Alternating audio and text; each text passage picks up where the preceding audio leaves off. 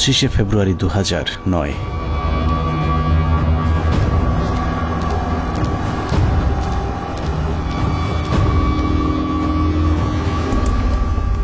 মহাজোট সরকার ক্ষমতায় আসার মাস দেড়েকের মাথায় বর্বরতম এক হত্যাকাণ্ডের মাধ্যমে ভেঙে দেয়া হয় সীমান্তে উঁচু করে যারা শত্রুর সামনে প্রাচীর হয়ে থাকত তাদের মেরুদণ্ড।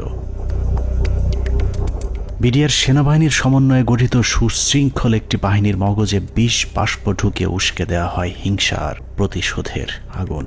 সেই আগুনেই পুড়েছে বিশ্বাস, আস্থা আর ভালোবাসায় তৈরি করা সাজানো গোছানো এক সুখের ঘর। পিলখানায় লাগা সে আগুনে শুধু যে 57 সেনা কর্মকর্তাই পুড়েছে তা নয়, সেই সাথে পুড়েছে কয়েক হাজার জওয়ানের সুখ, স্বপ্ন, সংসার। সীমান্ত অরক্ষিত করে ওদেরকে রক্ষিত করা হয়েছে কারারক্ষীদের ঘরে, যেই ঘরে দিন, মাস, বছর করে গুনে গুনে 15 বছর পার হয়েছে সীমান্ত রক্ষীদের। সেই থেকে ওপারের শত্রু যখন খুশি এপারে এসেছে কেউ তাদের বাধা দেয়নি, কারণ ওরাই ছিল আমাদের 1,44,000 বর্গ কিলোমিটার মানচিত্রের সীমানা প্রাচীর, যেই প্রাচীরে ক্ষত ধরিয়েই আমাদের মানচিত্রকে বিক্ষত করা হয়েছিল গেল 15টি বছর। মূলত 2009 সালের 25শে ফেব্রুয়ারি বিডিআরের হত্যাকাণ্ডই আমাদের গেল 15 বছরের ভাগ্য লিখে দিয়েছিল। এই 15 বছর বাংলাদেশের রাজনীতি, শিক্ষা, অর্থনীতি থেকে শুরু করে পুলিশ, প্রশাসন সবকিছু নিয়ন্ত্রণ করেছে ভারত, আর সবচেয়ে বেশি নিয়ন্ত্রণ করেছে বাংলাদেশ সেনাবাহিনীকে, যারাই ছিল একসময় আমাদের অহংকার। নারী, টাকা আর পদের লোভে সেনাবাহিনীর কিছু কর্মকর্তা তাদের মাথা বেচে দিয়েছিল ভারতের কাছে, যাদের পরিকল্পনাতেই খুন হয়েছিল দেশপ্রেমিক 57 জন সেনা কর্মকর্তা।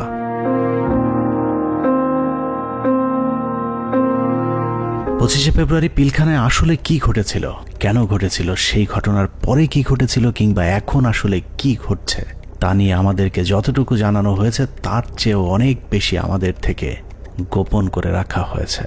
ঘটনার শুরু থেকে শেষ পর্যন্ত আমরা যতটুকু জেনেছি তার পুরোটাই পিলখানার মূল ঘটনার বিকৃত এক রূপ, যেখানে সত্যের কোনো বালাই নেই।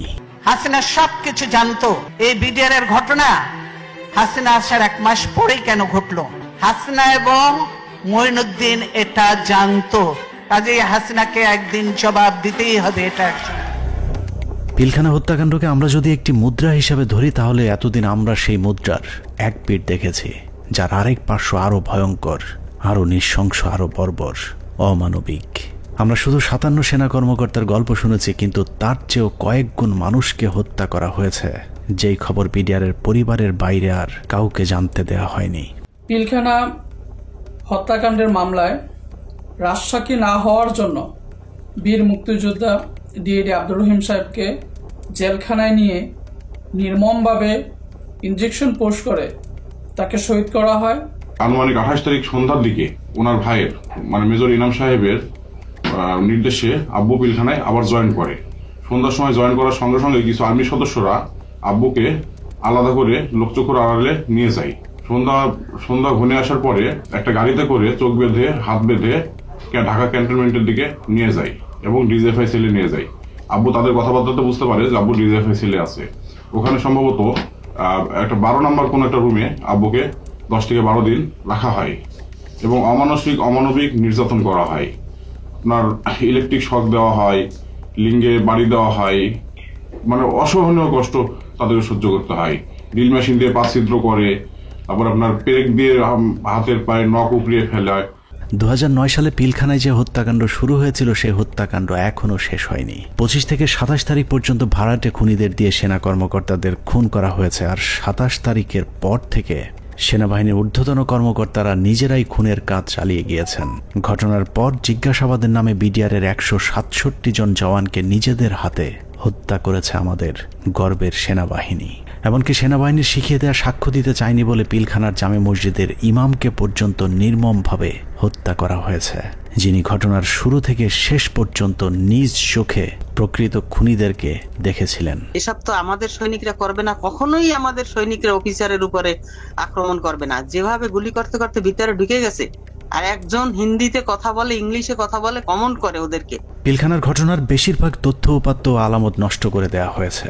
তারপরেও চূড়ান্ত ঝুঁকি নিয়ে দেশপ্রেমিক কয়েকজন সেনা কর্মকর্তা অত্যন্ত গোপনীয়ভাবে কিছু গুরুত্বপূর্ণ তথ্য প্রমাণ নিজেদের সংগ্রহে রেখেছিলেন।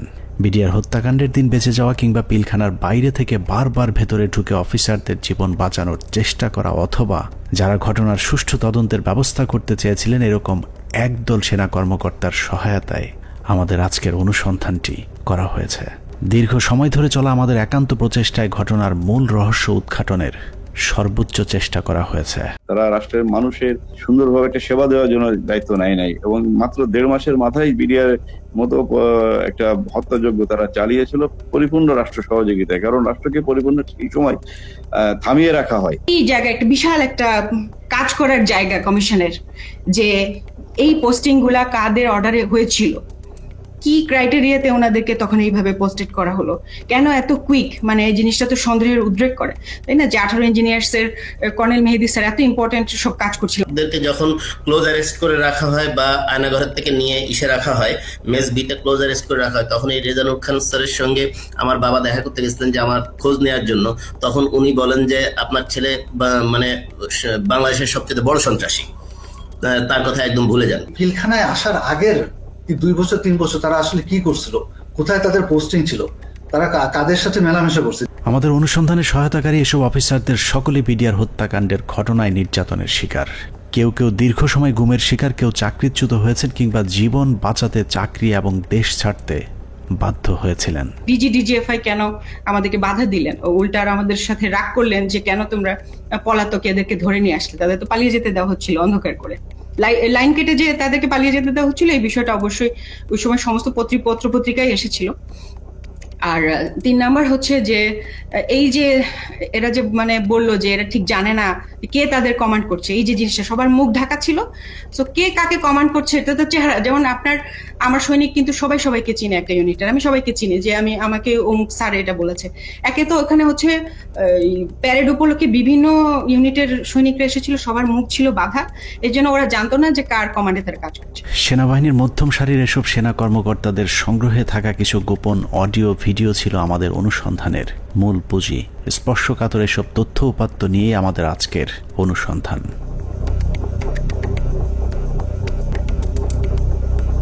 অনুসন্ধানের শুরুতেই একটি তদন্ত প্রতিবেদনের কয়েকটি লাইনে চোখ বোলানো যাক। যে প্রতিবেদনটি পিলখানা হত্যাকাণ্ডের পরের 18 কর্মদিবসের মধ্যে তৈরি করা হয়েছিল, কিন্তু আজও পর্যন্ত তা প্রকাশ করা হয়নি। কারণ এই প্রতিবেদনেই ঘটনার মূল রহস্য লুকিয়ে আছে। যদিও মূল ঘটনার 50 ভাগও প্রতিবেদনে উঠে আসেনি, যে কারণেই প্রতিবেদনের সীমাবদ্ধতায় বলা হয়েছে তদন্তের স্বার্থেই কমিটি কয়েকটি সংস্থার প্রধান গুরুত্বপূর্ণ ব্যক্তিকে জিজ্ঞাসাবাদ এবং বিভিন্ন গোয়েন্দা সংস্থার নিকট হতে গোয়েন্দা তথ্য সংগ্রহ করা আবশ্যক বলে মনে করেছে, কিন্তু পর্যাপ্ত সহযোগিতার অভাবে কাজগুলো করা সম্ভব হয়নি। ফলশ্রুতিতে পর্যাপ্ত তথ্য প্রমাণ সহ এই বিদ্রোহ এবং হত্যাকাণ্ডের মূল ষড়যন্ত্রকারীদেরকে শনাক্ত করা এবং ঘটনার পেছনের মূল কারণ বা মোটিভ উদ্ঘাটন করা সম্ভব হয়নি। এছাড়া প্রতিবেদনের মন্তব্যে বলা হয়েছে তদন্ত কমিটি সংশ্লিষ্ট গোয়েন্দা সংস্থা সমূহ যেমন এনএসআই, ডিজিএফআই, র্যাব, সিআইটি এবং পুলিশের এসবিকে তাদের সংগৃহীত বিভিন্ন গোয়েন্দা তথ্য, প্রয়োজনীয় প্রমাণাদি পেশাগত দৃষ্টিকোণ থেকে বিশ্লেষণ করে কমিটির নিকট সরবরাহ করার জন্য অনুরোধ করেছিল, কিন্তু বর্ণিত সংস্থাসমূহ হতে কোনো সহযোগিতা পাওয়া যায়নি। প্রতিবেদনের এই লাইনগুলো পড়লেই বোঝা যায় পিলখানা হত্যাকাণ্ডের পরপর গঠিত ওই তদন্ত কমিটি ঘটনার মূল রহস্য উদ্ঘাটন করুক, এটা সরকার কিংবা সেনাবাহিনী কেউই চায়নি। ওই প্রতিবেদনের মতোই পিলখানা হত্যাকাণ্ডের সবকিছুই আমাদের থেকে আড়াল করে রাখা হয়েছে। 2009 সালের 25 ফেব্রুয়ারি সকালে পিলখানায় দরবার শুরুর পর থেকে 26 তারিখ বিকেল 5টা পর্যন্ত সরকারের পক্ষ থেকে যা কিছু করা হয়েছে সবই জিম্মি হওয়া সেনা কর্মকর্তাদেরকে হত্যার উদ্দেশ্যে, কাউকে বাঁচানোর জন্য নয়। 25 তারিখ সকাল থেকেই তৎকালীন প্রধানমন্ত্রী শেখ হাসিনা, 3 বাহিনী প্রধান, ডিজিএফআই, এনএসআই প্রধান, সামরিক সচিব তারেক সিদ্দিকী সহ সকলেই সেনা কর্মকর্তাদের হত্যার মিশন সম্পূর্ণ করবার জন্য শেখ হাসিনার তৎকালীন সরকারি বাসভবন যমুনায় অবস্থান করছিলেন। পিলখানার ঘটনায় বেঁচে আসা সেনা কর্মকর্তাদের একজন মোহাম্মদ জাহিদি আহসান হাবিব দরবার হলে গোলাগুলি শুরুর পর তিনিই প্রথম জেনারেল তারেক সিদ্দিকীকে ফোন করে বলেছিলেন তাদেরকে বাঁচানোর জন্য, কিন্তু তারেক সিদ্দিকী ফোন কেটে দেন। তারপর থেকে আর তারেক সিদ্দিকীকে টেলিফোনে পাওয়া যায়নি। আমাদেরকে যাতে সাহায্য করার জন্য, যাতে আর্মি যাতে আমাদেরকে হেল্প করে, তার জন্য আমি জেনারেল তারেককে আমি সাহায্য চেয়েছিলাম। আমি জেনারেল তারেকের সাথে জেনারেল শাকিলের কথা বলে দিয়েছিলাম আর্মিরা যাতে এখানে ইন্টারভেনশন করে, আর্মি যাতে পাঠায়, কিন্তু তারা কোনো আর্মি পাঠায়নি বা আমাদের কোনো সাহায্য করা হয়নি। পিলখানা থেকে বেঁচে ফেরা মেজর জায়েদের বক্তব্যের অনুরূপ তথ্য অপ্রকাশিত সেই প্রতিবেদনেও উঠে এসেছে, যেখানে বলা হয়েছে আনুমানিক সকাল 9:30 ঘটিকায় মহাপরিচালক বিডিআর স্বয়ং প্রধানমন্ত্রী, সেনাপ্রধান, মহাপরিচালক র্যাব এবং মহাপরিচালক ডিজিএফ এর সাথে ফোনে কথা বলেন। এ সময় বিডিআর এর ডিজি সুনির্দিষ্টভাবে তাদেরকে জানান 44 রাইফেলস ব্যাটালিয়ন বিদ্রোহ করেছে। এছাড়াও অবরুদ্ধ অন্যান্য সেনা কর্মকর্তাগণও তাদের মোবাইলে সাহায্যের জন্য বিভিন্ন স্থানে টেলিফোন করেন ও SMS পাঠান। আত্মীয় স্বজন, বন্ধু বান্ধব ও সহকর্মীদের তাদের অসহায়ত্বের খবর জানান। সাহায্য প্রত্যাশায় আটকে পড়া কর্মকর্তারা জানায় দরবার হল বিদ্রোহী জওয়ানদের নিয়ন্ত্রণে, আমরা বন্দী, আর কথা বলা যাচ্ছে না, দ্রুত ব্যবস্থা নিন, আর হয়তো দেখা হবে না, তুমি ভালো থেকো, আমার সন্তানদের যত্ন নিও, ইত্যাদি ইত্যাদি। প্রতিবেদনের এতটুকু অংশ পড়লেই বোঝা যাচ্ছে যে সকাল 9:30টায় প্রধানমন্ত্রী, সেনাপ্রধান, র্যাব ডিজি এবং ডিজিএফআই, NSI সহ সকলেই বিডিআর এর ডিজি মেজর জেনারেল শাকিল আহমেদের পরিণতি কি হতে যাচ্ছে তা জেনে গিয়েছিলেন। তারপরেও কোনো পদক্ষেপ নেওয়া হয়নি। সাথে প্রায় 1 প্লাটুন আমার র্যাব ছিল, আমার সাথে আরো 2-3 জন অফিসার ছিল। আমি মেজর রাজনের কথা বলেছি, মেজর রাজন অলথ্রু আমার সাথে ছিল, আমার সাথে আরো 2-3 জন পুলিশ অফিসার ছিল। মেজর জুলকার তখন সম্ভবত সে ক্যাপ্টেন জুলকার ছিল, ক্যাপ্টেন ইয়াসির ছিল, আপনার ওইদিকে আমার 5 নম্বর গেটে মেজর আমিন ছিল, আমার টুয়াইসি বর্তমানে সে প্রবাসী মেজর আমজাদ ছিল, আমার সঙ্গে ছিল আরো আপনার এসপি শহীদ ছিল, আমার অ্যাডজুটেন্ট খালিদ, ক্যাপ্টেন খালিদ ছিল। তো অসংখ্য অফিসার, প্রায় 7-8 জন আমার মিলিটারি এবং পুলিশ অফিসার সব মিলে প্রায় আমি মনে 7-8 আরো বেশি 10-12 জন আমরা 5 নম্বর গেটে ছিলাম। আমরা কিন্তু কমপ্লিটলি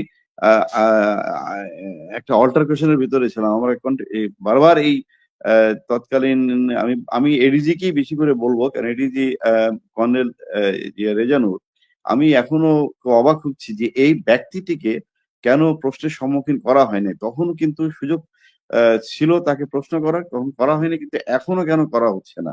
এই ব্যক্তিটি কিন্তু আমাদেরকে বারবার বাধা দিয়েছে যে আমরা যেন ভিতরে প্রবেশ না করি। যে যমুনা ভবনের থেকে সে বারবার বলছিল এবং ফের রেফারেন্স দিচ্ছিল প্রাইম মিনিস্টারের, যে উনি বলেছেন একটা আলোচনা হবে, কেউ যেন আমরা এখানে বিডিআর গেটে কোনো ধরনের আক্রমণ না করি এবং ভিতরে ঢোকার চেষ্টা না করি। ততক্ষণে সেনাবাহিনী এবং র্যাবের বেশ কয়েকটি দল পিলখানার বিভিন্ন গেটে অবস্থান নিয়েছিল। ভেতরের পরিস্থিতি ক্রমেই নিয়ন্ত্রণের বাইরে চলে যাচ্ছে সেই খবর তাদের কাছেও পৌঁছেছিল, কিন্তু তাদেরকে পিলখানার ভেতরে অভিযান চালানোর পথে বাধা সৃষ্টি করে রেখেছিল সেই একই জায়গা থেকে। রেজাকে সেখানে কর্নেল রেজানুর খান, র্যাবের এডিজি, সে থামাই দেয় যে কোনোভাবে, সে ঢুকতে পারে নাই। সেটা কিন্তু আমি বলতেছি অ্যারাউন্ড 9 AM আমরা আসবার আগে, যেটা আমাকে রেজা, আমি ওখানে যাওয়ার পরে 10:30টার সময় রেজা আমাকে ব্রিফ করে যে স্যার এই অবস্থা, আপনারা কি ঢুকতে পারবেন?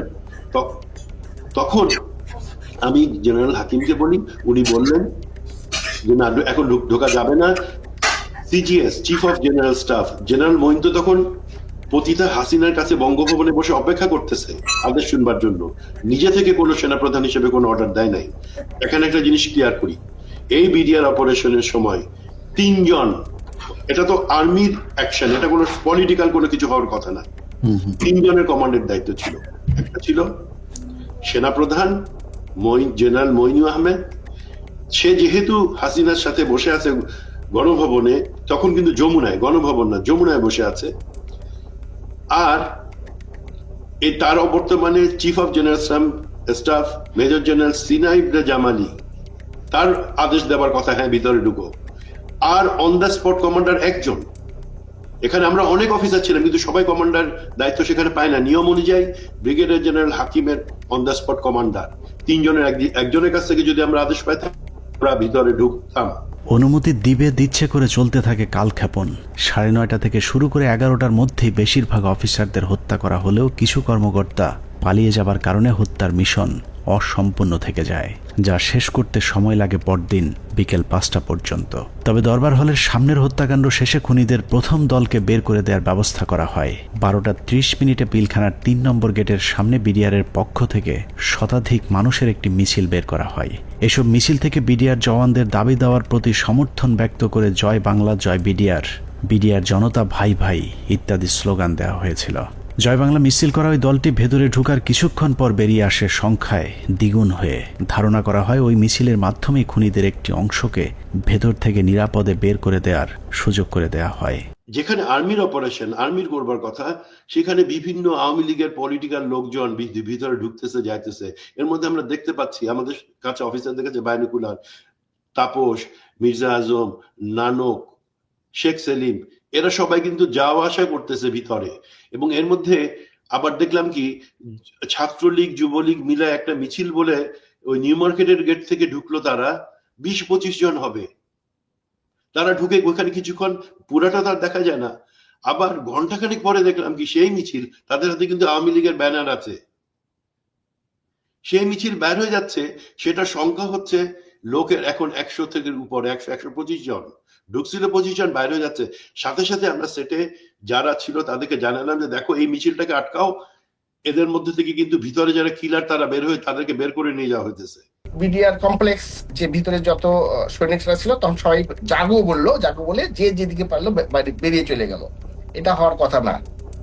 একটা ট্রেন সোলজার একটা এইভাবে পালিয়ে যেতে পারে না, যখন যতই গুলি হোক, কেননা তার কাছে কোনো অর্ডার আসেনি। এবং এই সময় কিছু অফিসারও কিন্তু পালিয়ে গিয়েছিল। তো আমাদেরকে বের করতে হবে হু অল অর, মানে ওই অফিসাররা কারা কারা। এই সময় পালানোর কথা না।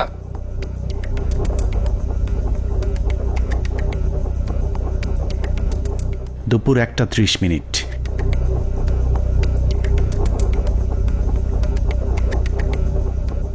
খুনের প্রথম পর্ব শেষ হবার পর শুরু হয় দ্বিতীয় পর্ব। বেলা বাড়ার সাথে সাথে দরবার হলে নৃশংস হত্যাযজ্ঞের খবর ছড়িয়ে পড়ে পুরো পিলখানায়। এতে অধিকাংশ বিডিআর সদস্যরা আতঙ্কিত হয়ে পড়েন। বিডিআর সদস্যরা যেভাবে পেরেছে পালিয়ে যাওয়ার চেষ্টা করতে থাকে, কিন্তু বাকি অফিসারদের খুঁজে বের করে হত্যার জন্য সরকারের আরও কিছুটা সময় প্রয়োজন ছিল, যে কারণে বিডিআর জওয়ানদের চাঙ্গা করতে শুরু হয় সরকারের নতুন ষড়যন্ত্র। নাটকের এই পর্বে মঞ্চে আসে মুন্নি সাহা এবং জয় মামুন, যারাই প্রথম গুজব ছড়িয়ে দেন পিলখানায় অপারেশন ডাল ভাতের টাকা নিয়ে অসন্তোষের কারণেই বিডিআরের ডিজিকে জিম্মি করেছে বিডিআরের জওয়ানেরা। এর পরপরই সেনাবাহিনী নিয়ে নানা ধরনের উস্কানিমূলক তথ্য প্রচার করতে থাকে বিশেষ কয়েকটি গণমাধ্যম। অফিসারদের কি অবস্থা? অফিসার যারা ছিল দরবার হলে যারা ছিল তাদের কি অবস্থা? তারা অনেকে ভেঙে গেছে, অনেকে আমাদের জিম্মিতে আছে, তাদেরকে কিছু করা হয়নি। ওরা খুব ভালোভাবে জানে বিডিআর এর প্রতি কি অন্যায় অবিচার চলে। আপনাদের তো অনেক দিনের এটা ক্ষোভ, আজকে কেন, আজকে কোন পরিপ্রেক্ষিতে এটা করলেন? উনি বোঝেন না, উনি খালি আশা দেয়। এখন আমরা ওনাদেরকে আটক অবস্থায় রাখছি যাতে আমাদের দাবিগুলা মাননীয় প্রধানমন্ত্রী এবং স্বরাষ্ট্রমন্ত্রী আমাদের দাবি মানবেন। দেখছিলেন মুন্নি সাহার সঙ্গে বিশেষ। এ সময় নিজেদের লেখা বিভিন্ন ধরনের লিফলেট বিডিআরের নামে প্রচার করে গুজব ছড়াতে থাকে স্থানীয় আওয়ামী লীগের নেতাকর্মীরা। পিলখানার ভেতরেও ততক্ষণে বিডিআরের মাঝে ছড়িয়ে দেওয়া হয়েছে মিডিয়া এবং জনগণ আমাদের সাথে আছে। অপারেশন ডাল ভাতের টাকা মেরে খাওয়া সেনাবাহিনীর প্রতি এমনিতেই অনেকের ক্ষোভ ছিল, তার উপর সেনাবাহিনী যে কোনো সময় হামলা চালাতে পারে এমন গুজব ছড়িয়ে অস্ত্র হাতে তুলে দেওয়া হয় বিডিআরের সাধারণ জওয়ানদের হাতে। একদিকে আওয়ামী লীগের বিডিআরের পক্ষে মিছিল, অন্যদিকে গণমাধ্যমের উস্কানিতে হত্যাকাণ্ডে অংশ নেয়নি এমন অনেকেও দুপুরের পর বিদ্রোহী হয়ে ওঠে। জিনিসপত্রের দাম কারা বাড়াইছে শুনবেন? অরিজিনাল সেনা কর্মকর্তারা বিডিআর কে দিয়ে দাম বাড়াইছে। আস্তে আস্তে বর্ডার থেকে সমস্ত মাল নিয়ে আসতো, নিয়ে আসা স্ট্রোক করতো বিডিআর এর প্যারেড গ্রাউন্ডে। স্ট্রোক করে সেই মালগুলি দেশবাসী মাধ্যমে অনেক দিন পর সাপ্লাই করতো, যার কারণে অনেক দাম বেড়ে যেত জিনিসগুলির। যত ডাল ভাতের টাকা আছে সব মেরে খেয়ে ফেলেছে। ডাল ভাতের নামে তারা কোটি টাকা হাতিয়ে নিয়ে গেছে, কোটি টাকা হাতিয়ে নিয়ে গেছে ডাল ভাতের নামে। এরই মধ্যে গণভবনের নতুন ষড়যন্ত্রের অংশ হিসেবে আওয়ামী লীগ নেতা জাহাঙ্গীর কবির নানককে পিলখানার 4 নম্বর গেটে পাঠানো হয়। পিলখানার চারপাশের এলাকা থেকে বাড়িঘর ফেলে মানুষ যখন সরে যাচ্ছিলেন, তখন বীর দর্পে 4 নম্বর গেটের দিকে এগিয়ে যান আওয়ামী লীগের তৎকালীন এলজিআরডি প্রতিমন্ত্রী জাহাঙ্গীর কবির নানক, ফজলে নূর তাপস এবং হুইপ মির্জা আজম। অন্যদিকে প্রস্তুত ছিলেন সাংসদ মাহবুবারা গিনি এবং ওয়ারেসাত হোসেন সহ আওয়ামী লীগের বেশ কয়েকজন নেতাকর্মী। একজন মহিলা এমপি, তো মহিলা এমপিকে কাছে আসার পরে তখন আমি চিনতে পেরেছিলাম। তো আর ওনাদের দুজনকে তো আমি চিনি। তো ওনারা এসে আসে জানানোর পরে ফরেস্ট গার্ডের কাছে এসে মহিলারা জিজ্ঞেস করলেন যে আমি কি একটা সাদা পতাকা পেতে পারি। তো স্যার তখন পিছন দিকে ঘুরে তাকালেন, ঘুরে তাকিয়ে সৈনিককে জিজ্ঞেস করলেন যে তোমাদের কারো কাছে কোনো সাদা পতাকা বা এরকম কোনো কিছু আছে কিনা। তো তৎপরিবর্তিতে ওখান থেকে ওরকম সাদা পতাকা কোনো কিছু না পাওয়াতে উনি স্যার বললেন যে আমার কাছে একটা রুমাল আছে, এটা চলবে কিনা। উনি ওটা দিয়ে দিলেন, বাট ওনারা এই সময় স্যার কিন্তু ওনাদেরকে জিজ্ঞেস করলেন যে আপনারা যে এখান দিয়ে যাবেন তো ওখান থেকে গুলি হচ্ছে, তো তখন ওই মহিলা এমপি গিনি বলেছিলেন যে না আমাদেরকে গুলি করবেন বা গুলি আসবেন আমাদের দিকে, আপনি এটা নিয়ে চিন্তা করবেন। তো এই জিনিসগুলো কিন্তু কিছু সিগনিফিকেন্ট জিনিস, তখন এগুলো অর্থ বুঝি নাই যে ওনারা এইভাবে এত কনফিডেন্ট, বাট এগুলো যেমন পরবর্তীতে জীবনে আসার পরে আমি বুঝতে পেরেছি যে আচ্ছা এইটার মানে তাহলে এই জিনিসটা দাঁড়ায়। আওয়ামী লীগের ওই প্রতিনিধি দলকে পেয়ে বিডিআর সদস্যরা মনে করেছিল তারা হয়তো বিডিআরকে বাঁচাতেই এসেছিল, কিন্তু এটাই ছিল বিডিআরের জন্য সবচেয়ে ভয়ঙ্কর ফাঁদ, যেই ফাঁদে পা দেয় পিলখানা হত্যাকাণ্ডের পুরো দায় বিডিআরের উপর চলে আসে। পিলখানা 4 নম্বর গেটে যখন নানক আজমদের নেতৃত্বে আওয়ামী লীগের একটা দল পিলখানার ভেতরে পৌঁছায়, তখন বিডিআরের পোশাক পরা কিছু লোক তাদের সাথে বেশ কিছুক্ষণ কথাবার্তা বলেন। তাদের মধ্যে কি কথা হয়েছে সেটা জানা না গেলেও এর পরপরই বিডিআরের কয়েকজন ব্যক্তিকে সামনে নিয়ে আসা হয় যাদের নাম এর আগে কখনো শোনা যায়নি। তাদের মধ্যে একজন ডিএডি তৌহিদ, যাকে আমরা পিলখানা হত্যাকাণ্ডের কথিত মূল হোতা হিসেবে এতদিন ধরে জেনে এসেছি। নানক আজমদের সাথে বৈঠক করা ওই দলটি ডিএডি তৌহিদ সহ কয়েকজন ডিএডিকে খুঁজতে থাকেন। বিডিআরের পোশাক পরা ওই দলটি ডিএডি তৌহিদের পিলখানার বাসায় গিয়ে তৌহিদের সন্ধান চেয়েছিলেন, কিন্তু বিডিআরের পোশাক পরা থাকলেও ডিএডি তৌহিদ সেনাবাহিনী নাকি বিডিআরের কর্মকর্তা সেটাও তারা জানতেন না। আমার বাসার সামনে নেম প্লেট ছিল তৌহিদ লেখা, জিজ্ঞেস করতেছে যে তৌহিদ উনি কি বিডিআর না আর্মি? আমি বলছি উনি বিডিআর এর র্যাঙ্ক কি? ডিএডি কি আর্মির না বিডিআর এর? মানে ওনারা এটাও চিনে না যে ডিএডি র্যাঙ্ক আর্মি বিডিআর এ হয়, বুঝেন? তাহলে ডিএডি তৌহিদের পরিবারকে ভয়ভীতি দেখিয়ে তার অবস্থান জানা হয়। এরপরই প্রথমবারের মতো দৃশ্যপটে আসেন ডিএডি তৌহিদ, ডিএডি আব্দুর রহিম সহ বেশ কয়েকজন বিডিআরের সৈনিক, যাদেরকে বিডিআর বিদ্রোহের নেতা পরিচয় দিয়ে নিয়ে যাওয়া হয় প্রধানমন্ত্রীর সাথে বৈঠকে। বেলা 3:40 বিডিআরের 14 দলের একটি প্রতিনিধি দল শেখ হাসিনার বাসভবন যমুনায় প্রবেশ করেন। পিলখানা হত্যাকাণ্ড নিয়ে করা গোপন সেই প্রতিবেদনে উল্লেখ করা হয়েছে, বিডিআরের ওই প্রতিনিধি দলটি যমুনায় শেখ হাসিনার সাথে বৈঠকের সময় সেখানে আর কাউকে থাকতে দেওয়া হয়নি। অর্থাৎ পিলখানার ভেতরে সেনা কর্মকর্তাদের ভাগ্যে কি ঘটেছিল সেই খবর একমাত্র শেখ হাসিনাকেই জানানো হয়েছিল। যমুনায় বৈঠক শেষে বিডিআরের প্রতিনিধি দল গেটের বাইরে আসার পর অপেক্ষমান সাংবাদিকদের সাথে কথা বলেন। সেখানে নানান প্রশ্নের জবাব দেওয়ার পর ভেতরে কতজন শহীদ হয়েছেন সেটা নিয়ে জিজ্ঞেস করতেই ডিএডি তৌহিদকে সেখান থেকে সরিয়ে নিয়ে যায় জাহাঙ্গীর কবির নানক।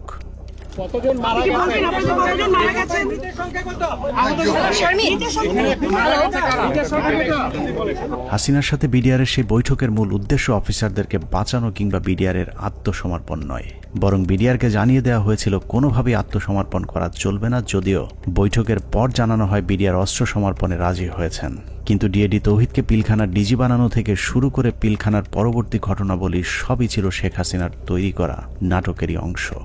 মাননীয় প্রধানমন্ত্রী তাদের আবেদনের পরিপ্রেক্ষিতে, বিডিআর সদস্য ভাইদের আবেদনের পরিপ্রেক্ষিতে আজকের ঘটনার সাধারণ ক্ষমা ঘোষণা করেছেন। সে বৈঠকের পর রহস্যজনক একটি বিষয় লক্ষ্য করা যায়। শেখ হাসিনা বিডিআরের প্রতিনিধি দলের সাথে বৈঠকে পিলখানায় আটকে পড়া নারী ও শিশুদের মুক্তির দাবি করলেও জিম্মি থাকা সেনা কর্মকর্তাদের মুক্তির বিষয়ে কোনো কথা বলেননি। ভিতরে যারা মহিলা, শিশু, সন্তানদের নিয়ে যারা আটকা পড়েছেন হেডকোয়ার্টারের ভিতরে, তাদেরকে এই মুহূর্তে তারা যাওয়ার পরিস্থিতি ব্যবস্থা করে দিবেন। কেন শুধুই নারী শিশুদের মুক্তি চাওয়া হয়েছিল সেই প্রশ্নের উত্তর জানতে আমরা 2009 সালের একটি জিজ্ঞাসাবাদের অডিও শুনে আসব, যেখানে পিলখানা হত্যাকাণ্ডে অভিযুক্ত হিসেবে জাহাঙ্গীর কবির নানককে সেনাবাহিনীর বিশেষ একটি তদন্তকারী দল জিজ্ঞাসাবাদ করেছিলেন। যদিও সেই অনুসন্ধান আর চলতে দেওয়া হয়নি, তারপরেও সেদিনের জিজ্ঞাসাবাদে কি কথা হয়েছিল তার পুরো ক্যাসেটটি সেনাবাহিনীর একটি সূত্র আমাদের কাছে পাঠিয়েছে। এত বড় একটা নেগোসিয়েশন হলো, ডিজি এবং অফিসার বা ফ্যামিলিদের বেরিয়ে আসার ব্যাপারে কোনো আপনার স্টেটমেন্ট তো ছিল না, বা না বলছি যে আপনার মানে এটা নেগোসিয়েশন ডিলের মধ্যে এটা হলো না কেন যে ঠিক আছে তোমরা এটা রাখো, এটা ছাড়ো, অস্ত্র দাও, এই কন্ডিশন সবাইকে ছেড়ে দিল না, তাহলে তো কেউ যাবে নিয়ে আসবে বা ডিজির সাথে কথা হবে, আচ্ছা ঠিক আছে সাধারণ ক্ষমা হবে, কিন্তু তার আগে আমি ডিজির সাথে কথা বলে সেই পরিপ্রেক্ষিতে কিন্তু ওনারা ঢুকলেন মাননীয় স্বরাষ্ট্রমন্ত্রী মহোদয়। না ওইটা বলতেছি যখন সাধারণ ক্ষমা ঘোষণার আগে লাস্ট একটা কন্ডিশন হওয়া উচিত ছিল যে আমি ডিজি যেহেতু আটকাছে বলতেছো, সুতরাং তোমাদের কাউকে পাঠাও, ডিজির সাথে আমি কথা বলে নিশ্চিত হতে চাই।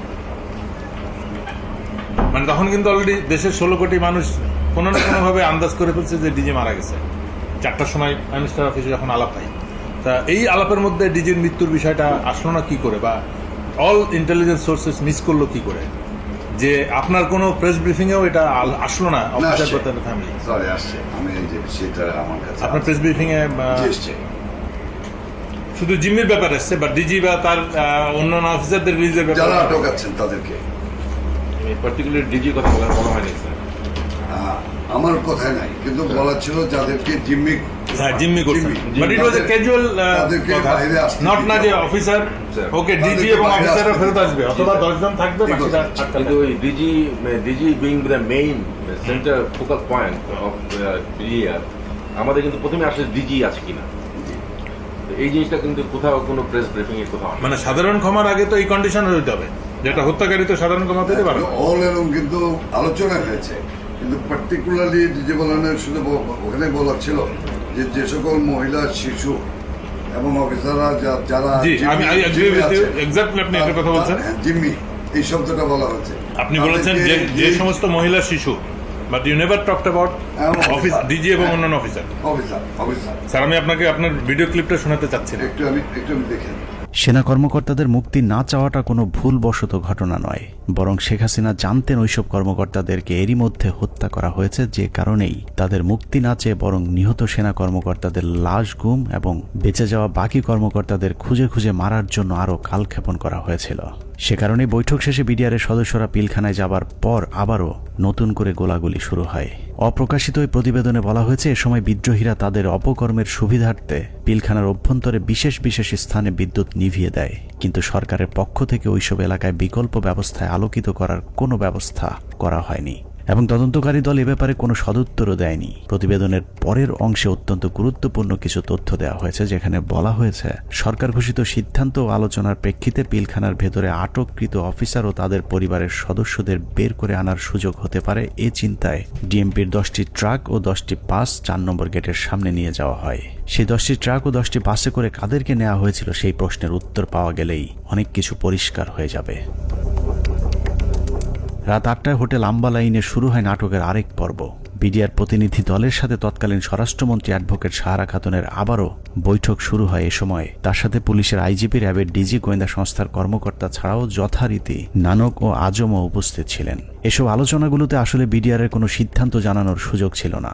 সরকারের পক্ষ থেকে যা সিদ্ধান্ত নেওয়া হতো সেটাই বিডিআরের দাবি বলে প্রচার করা হয়েছে। ওই মিটিং শেষে গণমাধ্যমকে আবারও জানানো হয় বিডিআর অস্ত্র সমর্পণে রাজি হয়েছেন, তবে সেনাবাহিনীর কাছে নয়, তারা পুলিশের কাছে অস্ত্র সমর্পণ করবেন। কথা মতো রাত 1টায় স্বরাষ্ট্রমন্ত্রী সাহারা খাতুন, আইন প্রতিমন্ত্রী অ্যাডভোকেট কামরুল ইসলাম এবং পুলিশের মহাপরিদর্শক সহ আওয়ামী লীগের কয়েকজন নেতাকর্মী একটি বিশেষ গাড়ি যোগে পিলখানার ভেতরে প্রবেশ করেন। আওয়ামী লীগের প্রতিনিধি দলের পিলখানায় যাবার মূল উদ্দেশ্য কি ছিল সেটা পরিষ্কার হয়ে যাবে তাদের সন্দেহজনক কিছু কার্যক্রম দেখলেই। প্রতিনিধি দলের প্রথমেই সেনাবাহিনীর জিম্মি থাকা কর্মকর্তাদের খুঁজে বের করার কথা থাকলেও সাহারা খাতুন সহ প্রতিনিধি দলটি কয়েকটি বাসায় গিয়ে মাত্র 15 জনকে উদ্ধার করে নিয়ে আসেন।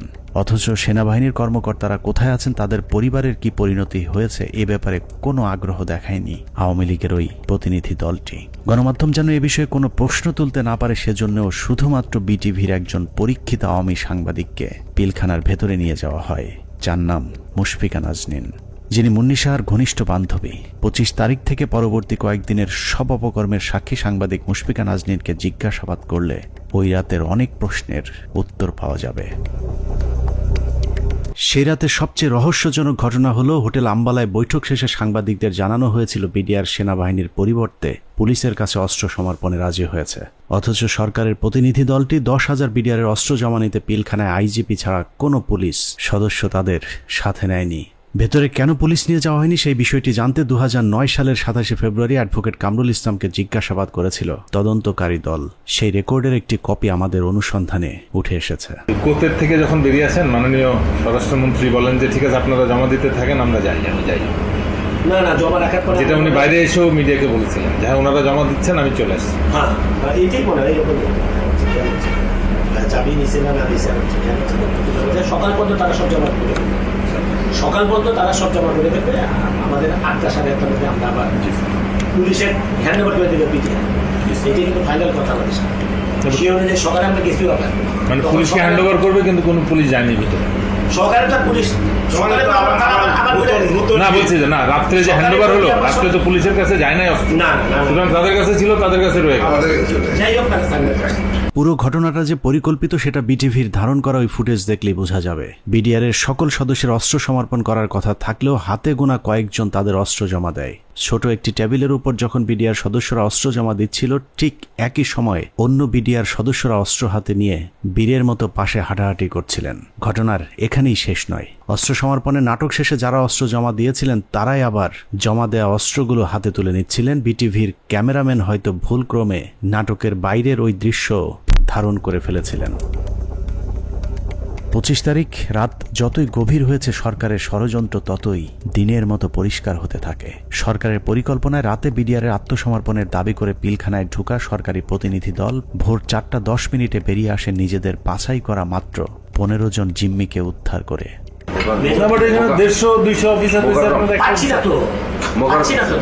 তাহলে মানে যে কোনো হোস্টেজ রেস্কিউ,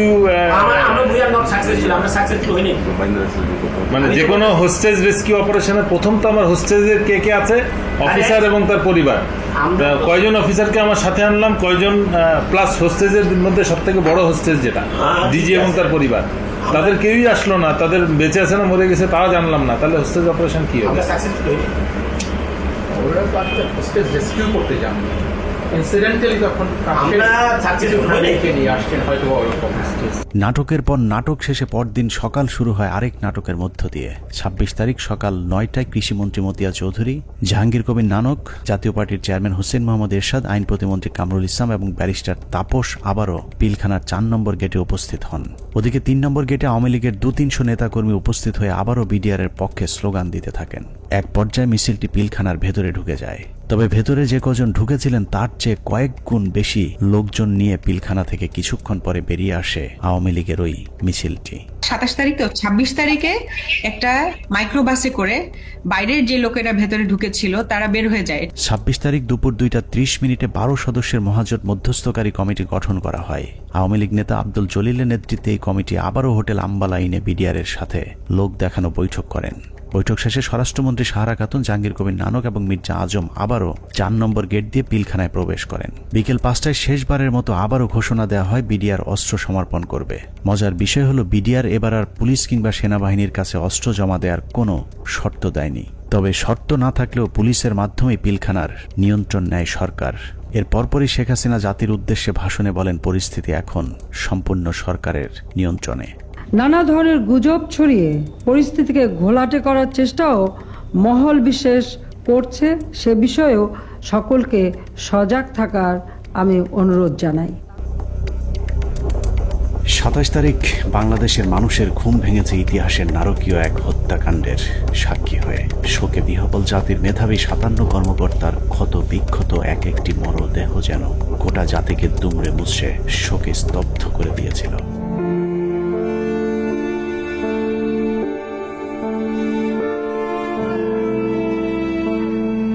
এভাবেই শেষ হয় শ্বাসরুদ্ধকর পিলখানা ট্র্যাজেডির 33 ঘন্টা। পিলখানার ঘটনা নিয়ন্ত্রণে আনতে কেন 2 দিন সময় লাগলো? একজন অফিসারকেও জীবিত উদ্ধার না করলে সরকার এই 2 দিনে আসলে কি পদক্ষেপ নিয়েছিল সেটা জানতে আমরা পিলখানা হত্যাকাণ্ডের শেষ 1 ঘন্টার একটি ঘটনা দেখে আসব। 27 তারিখ বিকেল 5টায় বিডিআরের অস্ত্র সমর্পণের ঘণ্টাখানেক আগে শেখ তাপসের নেতৃত্বে একটি দল শেষবারের মতো মাইকিং করে জীবিত কেউ থাকলে বের হয়ে আসার অনুরোধ করেছিলেন। মাইকিং শুনে যেসব সেনা কর্মকর্তারা জীবন বাঁচাতে গাড়ির কাছে গিয়েছিলেন তাদের একজন ক্যাপ্টেন তানভীর, যার লাশ এখনো খুঁজে পাওয়া যায়নি। আমাদের হাতে আসা একজন সিপাহীর জিজ্ঞাসাবাদের একটি রেকর্ডে ক্যাপ্টেন তানভীর সম্পর্কে গুরুত্বপূর্ণ তথ্য পাওয়া গেছে। উনি হচ্ছেন আমাদের এমপি তাপস। তখন উনি আমার দিকে বড় বড় করে চোখ থেকে তাকালেন, এমপি তাপস। ওনাকে বলছে ঠিক আছে তাহলে গাড়িতে উঠে। আমি বললাম স্যার আমাকে নিয়ে যান, আমি এখানে একা কি করবো? বলছে না তুমি 1 নম্বর গেট দিয়ে, তারপরে বলতো 1 নম্বর গেট দিয়ে তুমি বাইরে চলে যাও।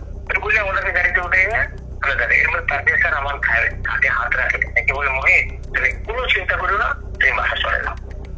চলে গেলেন গাড়ি নিয়ে, আমি চলে আসলো। অনুসন্ধানে জানা যায় বিডিআর সৈনিকদের জিজ্ঞাসাবাদের সময় গোপনে রেকর্ড করা এই বক্তব্যটি সিপাহী মুহিতের, যিনি বিডিআর হত্যা মামলার ৭০ নম্বর আসামি। জিজ্ঞাসাবাদের সময় একজন সেনা কর্মকর্তার কাছে সিপাহী মুহিত ক্যাপ্টেন তানভীরের ভাগ্যে আসলে কি ঘটেছিল তার বিশদ বর্ণনা দিয়েছেন। কোনোভাবেই কিছু হয় না। উনি এখান থেকে ফোনে কথা বললেন, আমার মোবাইলে কথা বললেন, এক জায়গায় সার বললেন, আরেক জায়গায় চুরি করে কথা বললেন। তখন আমার মোবাইলেরও চার্জ নাই, মোবাইল বন্ধ হয়ে গেছে, আমিও কথা বলতে পারলাম না। আমি আরো সারা রাগারাগি করছি স্যার আপনার জন্য, আমিও আমার পরিবারের সাথে কথা বলতে পারলাম না। সিপাহী মুহিতের বক্তব্য অনুযায়ী ক্যাপ্টেন তানভীর সবশেষ তার স্ত্রীর সাথে মুহিতের মোবাইল ফোনে কথা বলেছেন এবং ফোনের চার্জ শেষ হয়ে যাবার পর লাইন কেটে যায়। ঘটনার সত্যতা জানতে আমরা তানভীরের স্ত্রীর সাথে কথা বলেছিলাম। তানভীরের স্ত্রীও ঠিক মুহিতের মতো একই বক্তব্য দিয়েছেন। ফোনে কথা বলতে বলতে কি ফোন কেটে গিয়েছিল, এরকম কিছু মনে করতে পারেন? এরকম ফোন হয় কেটে গিয়েছিল বা কোনো আর সাউন্ড পরে শুনতে পাইনি। তার মানে সিপাহী মুহিত এবং তানভীরের স্ত্রী দুজনের বক্তব্যে এটা পরিষ্কার যে ক্যাপ্টেন তানভীরকে বিডিআর নয়, তাপস নিজেই হত্যা করেছে। অতএব তাপসই বলতে পারবে তানভীর কি জীবিত নাকি তাকে মেরে ফেলা হয়েছে।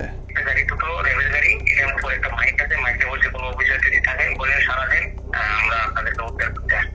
আমি বললাম স্যার এই তো আপনার নেওয়ার জন্য গাড়ি আসছে, তার আপনি চলে যেতে পারবেন, রাখো তুমি আগে একা বাইরেও গাড়ির টিকিট দেখো। দেখলাম গাড়ি, আমি হাতও দিলাম, গাড়ি প্যাক করলো, প্যাক করে এখান থেকে দুজন লোক নেমে আসলো, একজন সিভিল আর একজন প্রাইভেট পোশাকটা। আমাকে বললো যে অ্যাকচুয়ালি এখানে কি করছে, আমি স্যার এখানে একজন অফিসার আসে। হ্যাঁ আসে, এখানে আসলো, আসা করে জিজ্ঞেস করলো যে আপনি কে? উনি বলছেন যে আমি ক্যাপ্টেন তানভীর। উনি হচ্ছেন আমাদের এমপি তাপস। তখন উনি আমার দিকে বড় বড় করে চোখ থেকে তাকালেন, এমপি তাপস। ওনাকে বলছে তাদের গাড়িতে উঠে। সূত্র জানিয়েছে মুহিতের জিজ্ঞাসাবাদের এই রেকর্ডটি সিআইডিতে থাকাকালীন সেনাবাহিনী এবং র্যাবের কয়েক দফা জিজ্ঞাসাবাদ শেষে মুহিতকে সিআইডিতে জিজ্ঞাসাবাদের সময় মুহিত বলেন, আমার কোনো দোষ নেই, আমার অপরাধ একটাই, তা হলো জিজ্ঞাসাবাদে আমি ক্যাপ্টেন তানভীরকে তাপসের গাড়িতে তুলে দেওয়ার কথা সেনাবাহিনীর কর্মকর্তাদেরকে জানিয়েছিলাম। কোনো একটি জিজ্ঞাসাবাদের সময় তাপস নিজে উপস্থিত থেকে মুহিতকে নির্যাতন করেছেন বলেও অভিযোগ করতে শোনা যায় সিপাহী মুহিতের ওই গোপন রেকর্ডে। তানভীর স্যারকে ফোন করেন, তানভীর স্যারে আমি তানভীর স্যারকে পাঠাইছি, তানভীর স্যারকে তাপস স্যারের গাড়িতে উঠে দিচ্ছি, উনি যা বলবে তাই। উনি যদি আমি বলে যে আমি ওনাকে পাঠাই না, তাহলে আমার বাড়িটা তিনি বলছি তাপসের কথা, আমাকে এমন পিছনে দিল, দিয়ে আমাকে নিয়ে আবার সেনের ভিতরে রাখলো। রাখার পরে আবার লোক আসছে, তাপস সাহ আসছে, তাপস সাহকে নিয়ে আসে। তারা এনে বলে স্যার ওই সাওয়ার বেটা সবাই আপনার বলে আপনাকে তানভীরকে নাকি আপনি নিয়ে আসতে নিয়ে আসে। সে এমন জোরে থাপ্পড় মারলো আমাকে একটা, আমি একটা বাড়িতে বলে গেলাম। উঠাইলো, উঠাই বলছে তুই এই কথা আর কখনো যাতে তোর মুখ দিয়া না আসে। পিলখানা ট্র্যাজেডির ৩৩ ঘন্টা মূলত সেনাবাহিনীর যেসব অফিসার বেঁচে ছিলেন তাদেরকে খুঁজে খুঁজে মারার জন্যই কালক্ষেপণ করা হয়েছিল, যে অভিযানের শেষ হয় তানভীরকে গুম অথবা খুন করার মধ্য দিয়ে। বিএম এর ক্যারেট দিয়ে দিতে পারতো, 5 জন করে প্রত্যেক বছর এখানে দেওয়া যায়, সেটা যদি না দিতে পারতো তাহলে তাদের দিতে পারতো। কিন্তু এরা তো জানে যে আমার অফিসার না, সে জানে যে এটা আর্মির অফিসার। আর্মি থেকে পার্মানেন্ট যদি চলে আসতো তাহলে সে জানতো এটা আমার অফিসার, কোন অবস্থায় মারতো না, মারতে গেলে নিজেদের মধ্যে যুদ্ধ লেগে যেত। পিলখানা ট্র্যাজেডি বলতে আমরা শুধুই 25 থেকে 27 ফেব্রুয়ারির হত্যাকাণ্ডকেই জানি, কিন্তু পিলখানার মূল ট্র্যাজেডির শুরু হয়েছিল বিডিআর অস্ত্র সমর্পণের পর। সিপাহী মুহিতের মতো যারাই মূল ঘটনা তুলে ধরতে চেয়েছিলেন তাদেরকেই ঠান্ডা মাথায় হত্যা করা হয়েছে। 2009 সালের মার্চের 3 তারিখ বিডিআরেরা কাজে যোগ দেওয়ার পর থেকে জিজ্ঞাসাবাদের নামে সেনাবাহিনী মোট 108 জন বিডিআর জওয়ানকে হত্যা করেছে। এদের মধ্যে কয়েকজন ঘটনার পরিকল্পনার সাথে জড়িত, বাকিরা গুরুত্বপূর্ণ সাক্ষী। নিরীহ এসব বিডিআর সদস্যদের মৃত্যুর কারণ, পোস্টমর্টেম রিপোর্ট কিংবা হত্যাকাণ্ডের তদন্ত কোনো কিছুতেই বিডিআর পরিবারকে হস্তক্ষেপ করতে দেওয়া হয়নি। এমনকি গণমাধ্যমে কথা বলা নিয়েও দেয়া হয়েছিল কঠোর নিষেধাজ্ঞা। পিলখানা হত্যাকাণ্ডের পর জিজ্ঞাসাবাদে যারাই সত্য ঘটনা তুলে ধরতে চেয়েছে তাকেই হত্যা করা হয়েছে, কারণ পিলখানা হত্যাকাণ্ডের পরিকল্পনার সাথে সেনাবাহিনী এবং আওয়ামী লীগের কোন কোন ব্যক্তি জড়িত ছিল তা একমাত্র বিডিআর সদস্যরাই জানত, যে কারণে বিডিআরের গুরুত্বপূর্ণ সাক্ষীদেরকে জিজ্ঞাসাবাদের নামে নির্মমভাবে হত্যা করা হয়। আমি কেন 16 বছর জেল খাটলাম, এই জেল খাটার যে কারণ, এই কারণ আজ পর্যন্ত আমি আবিষ্কার করতে পারি নাই। আমার কাছে অত্যন্ত আশ্চর্যের কোয়েশ্চেন ছিল যে একটা নিরপরাধ মানুষকে কিভাবে 16টা বছর একটা দেশের বিচার বিভাগ আটকিয়ে রাখতে পারে। পিলখানার ভিতরে হত্যাকাণ্ডের সময় ভাই একটা পরিষ্কার একটা ছাই রঙের একটা পিকআপ ছিল, আমার সেলিম যেটা বলে, স্যার আমাদের মারার কোনো পরিকল্পনা ছিল না, দেখেন আমিও ইনজুর্ড, মানে রিকোয়েস্টেড গুলি তার হাতে লেগেছিল, আমাকে দেখাইছি, আমি দেখছি, তার কাছে কাগজও ছিল। তা আমি বললাম যে তুমি তো সবারে কাম 1 by 1 বললা, তো ঘটনা এটা কেন? তো স্যার আমরা তো এর মধ্যে ছিলাম না, আমার কথা ছিল, আমাদের পরিকল্পনা একরকম ছিল, এখানে এটা ছিল না, কিন্তু বাইরে থেকে একটা পিক আপ আসে, এই পিক আপ থেকে গুলি করে, তো সেখানে তো স্যার আমাকেও চিনে না, ওই সারদের এক লাইনে ছিল, তো গুলিটা সারদের গায়ে লাগে, ওই গুলির একটা অংশ আমার গায়ে লাগে। এইটা করে সম্পূর্ণ বহিরাগত। আমি বিশ্বাস করি এটা ভারত থেকে আসা, যাদেরকে পরে সুন্দর করে পার করে দেওয়া হয়, একটা অংশ চলে যায় গাড়িতে করে আসাদুজ্জামান নূর এলাকার ওই এলাকা দিয়ে, আরেকটা অংশ যায় বিমানে, এই অংশটাকে ফলো করে ডিজিএফআই, তাদেরকে ঢুকতে দেওয়া হয়নি এয়ারপোর্টে। আমি সেটা বের হয়ে যায় অ্যাম্বুলেন্সের মাধ্যমে, আঞ্জুমান মফিজের এই অ্যাম্বুলেন্সের মাধ্যমে চলে যায়। তো এটা সম্পূর্ণ বহিরাগত পরিকল্পনা, সহযোগিতা করে আমাদের কিছু সেনাবাহিনী অফিসার, ভিতরে ছিল কর্নেল শামস তার ব্যাটালিয়নের সদস্য, আর বাইরে তো বললাম রেজানুর কাজ করে নাই। আর আমাদের শেখ হাসিনা যদি থাকে জড়িত, কে কি কাজ করবে, কাজ করতে পারে নাই। তবে আমি মনে করি দায়িত্ব পালনের অনীহা, এই কারণে সবাইকে আইনের আওতায় নিয়ে আসা উচিত। আমাদের দুর্ভাগ্য, মইনুল আমাদের সেনাপ্রধান ছিলেন, এটা আমাদের লজ্জা। পরবর্তীতে সেনাপ্রধান থাকেন জেনারেল মুবিন, ইনিও এই অনাচার করে গেছেন। হত্যাকাণ্ডের সবচেয়ে গুরুত্বপূর্ণ সাক্ষী ছিলেন পিলখানা জামে মসজিদের পেশ ইমাম মাওলানা মোহাম্মদ সিদ্দিকুর রহমান। দরবার হলে সেদিন কি ঘটেছিল তার সবচেয়ে কাছ থেকে তিনিই দেখেছিলেন। সে ছিল মেন সাক্ষী। আমাকে বলছে যে আমরা 3 জন মেন সাক্ষী, এখন 3 জন মেন সাক্ষী বাঁচায় না মাইরে ফেলায় তো জানি না। আমি বলছি যে তুমি যা যা হয়েছে ওখানে দরবারে যা অফিসাররা বলছে এগুলো বলতে গেলা কেন? বললে কি হবে? সত্যি কথা বলবো না? হাসিনা ইচ্ছে করে মারছে, বলবো না? আমি যদি মরে যাই মরে যাবো, তার অসুবিধা। পিলখানা জামে মসজিদের ইমাম সাহেব শুধু দরবার হল নয়, আরো অনেক কিছু সাক্ষী ছিলেন। ঘটনার কয়েক মাস আগে থেকেই শুক্রবার জুম্মার নামাজের শেষে যেসব গোপন মিটিংগুলো হতো, সেখানে বিডিআরের সৈনিকদের সাথে তাপস, নানক এবং আওয়ামী লীগ নেতা তোরাব আলী সহ অনেককে উপস্থিত থাকতে দেখেছিলেন মসজিদের ইমাম সিদ্দিকুর রহমান। এই ডিসেম্বর মাস থেকে প্রতি শুক্রবার আমাদের মসজিদে আসতো, আইসা নামাজ পড়ে তারপর বলতো কি, মুয়াজ্জিন সাহেব, ইমাম সাহেব আপনারা যান, মুয়াজ্জিন সাহেব আপনি পরে এসে একটু মসজিদ আটকাইয়েন, আমরা একটু কথা বলি। কিছু লোক নিয়ে উনি মসজিদের মাঝখানে বসে কথা বলতো, 4 পাশে দরজা আটকাইয়া, তাই ওগুলো বাইরে থেকে শোনার কোনো কায়দা নেই, শোনা যাইতো না। এরকম প্রতি শুক্রবার করতো। ওই যে হাজি সেলিম নাকি ওনার নাম, আমাকে হুজুর যখন বাসায় আসছে দরবার হল থেকে, তারপরে মানে উনি ঘরে পায়চারি করে আর মানে পান খায় আর পাগলের মতো করতেছে যে এইসব কাহিনীর জন্য হয়েছে, এসব তো আমাদের সৈনিকরা করবে না, কখনোই আমাদের সৈনিকরা অফিসারের উপরে আক্রমণ করবে না। যেভাবে গুলি করতে করতে ভিতরে ঢুকে গেছে, আর একজন হিন্দিতে কথা বলে, ইংলিশে কথা বলে, কমেন্ট করে ওদেরকে। পিলখানা জামে মসজিদের পেশ ইমাম তার পরিবারকে জানিয়েছিলেন, দরবার হলে বিডিআরের একজন সৈনিক প্রথমে অস্ত্র ধরলেও প্রথম হত্যা করা হয় বিডিআরের একজন সৈনিককে, যে কারণেই সৈনিকেরা উত্তেজিত হয়ে উঠেছিলেন। তারপরেও বিডিআরের সৈনিকেরা কোনো অফিসারকে গুলি করেননি, বরং একটি আতঙ্কের পরিবেশ তৈরি করতে চেয়েছিলেন। কিন্তু হঠাৎ করেই কয়েকজন অজ্ঞাত মুখোশধারী দরবার হলে ঢুকে অফিসারদেরকে এলো পাতাড়ি গুলি করতে থাকেন। যারা আমাদের সৈনিক তারা কিন্তু উপরে গুলি করছে, তারা কিন্তু ভিতরে গুলি করেনি, গায়ে গুলি করেনি, তাদেরকে গুলি করার অর্ডার দিয়েছে। একজন মানে বলতেছে আমাদের বাসার সামনে থেকে যায় এক বাবুর্চি, হাতে একটা লাঠি। তখন আমার ছেলে আবার ওয়ালের উপর থেকে বলতেছে, আঙ্কেল আপনি লাঠি নিয়ে যান কেন? আমি যদি লাঠি না নিই না আমার নাকি মেরে ফেলবে। এখন এরা ভয়ে এরা অস্ত্র নিছে, কিন্তু এরা গুলি করে নাই। এরা কি করছে, ওই ছাদের দিকে গুলি করছে, উপরে গুলি করছে, এই করিডোরে ওরা বের হয়ে চলে গেছে। ঘটনার পর জিজ্ঞাসাবাদেও ইমাম সাহেব একই কথা বলেছিলেন, কিন্তু বহিরাগতদের হিন্দিতে কথা বলার বিষয়গুলো বাদ দিয়ে সরকারের লিখে দেওয়া সাক্ষী দেওয়ার জন্য ইমাম সাহেবকে চাপ দেওয়া হয়। কিন্তু ইমাম সাহেব সেই চাপে মিথ্যা সাক্ষী দিতে রাজি হননি, যে কারণে তার উপর শুরু হয় শারীরিক এবং মানসিক নির্যাতন। আমাকে স্টেটমেন্ট ওখানে চেঞ্জ করতে বলছে, আপনার স্টেটমেন্ট সবগুলো ডিলিট করে আমরা নতুন যেটা বলবো সেইটা আপনি দেবেন, সেই বয়ান রেকর্ড করব। এটার জন্য খুব চাপ দিয়েছে। চাপ দেওয়ার পর উনি বলছে যে আমি কোনোদিন এটা পাল্টাবো না, কারণ আমি যা চোখে দেখছি এবং আমি যা যা দেখছি, যা যা ঘটনা ঘটছে, এগুলো আমি বলবোই, এটা ছাড়া আমি মিথ্যা কথা বলতে পারবো না। সেটা আপনারা যা করেন করেন। তখন তারা নিয়ে একটা সৈনিকের মানে লজ্জাস্থানে নাকি কারেন্ট দিয়ে শক দেয়, এইটা দেখাইছে তারে। উনি মানে আমি ওই সময় মানে অজ্ঞান হয়ে যাই, এরকম অবস্থা হয়ে গেছিল আমার। আমি মানুষ এরকম কিভাবে করে? তারপরেও ইমাম সাহেব কোনোভাবেই মিথ্যা বলতে রাজি না হওয়ায় 2009 সালের 12ই মার্চ জিজ্ঞাসাবাদের জন্য ডেকে নিয়ে যাওয়া হয় তাকে। সেদিনই ছিল তার জীবনের শেষ দিন। নিজের পায়ে হেঁটে যাওয়া মানুষটি পরদিন পরিবারের কাছে লাশ হয়ে ফিরে আসেন। বিডিআর এর 3টা থেকে 6টা পর্যন্ত কি চিকিৎসা হয়েছে এবং ঢাকা মেডিকেলেও যে কি চিকিৎসা হয়েছে আমরা তো কোনো চিকিৎসার কিছুই জানি না। এবং পোস্টমর্টম রিপোর্ট কি আসলো, আসল রিপোর্ট, যে সেই রিপোর্টটা আমাদেরকে দিল না। পিলখানা জামে মসজিদের পেশিমা মাওলানা রফিকুল ইসলামের মৃত্যুর কারণ হিসাবে পরিবারকে জানানো হয়েছিল হার্ট অ্যাটাক।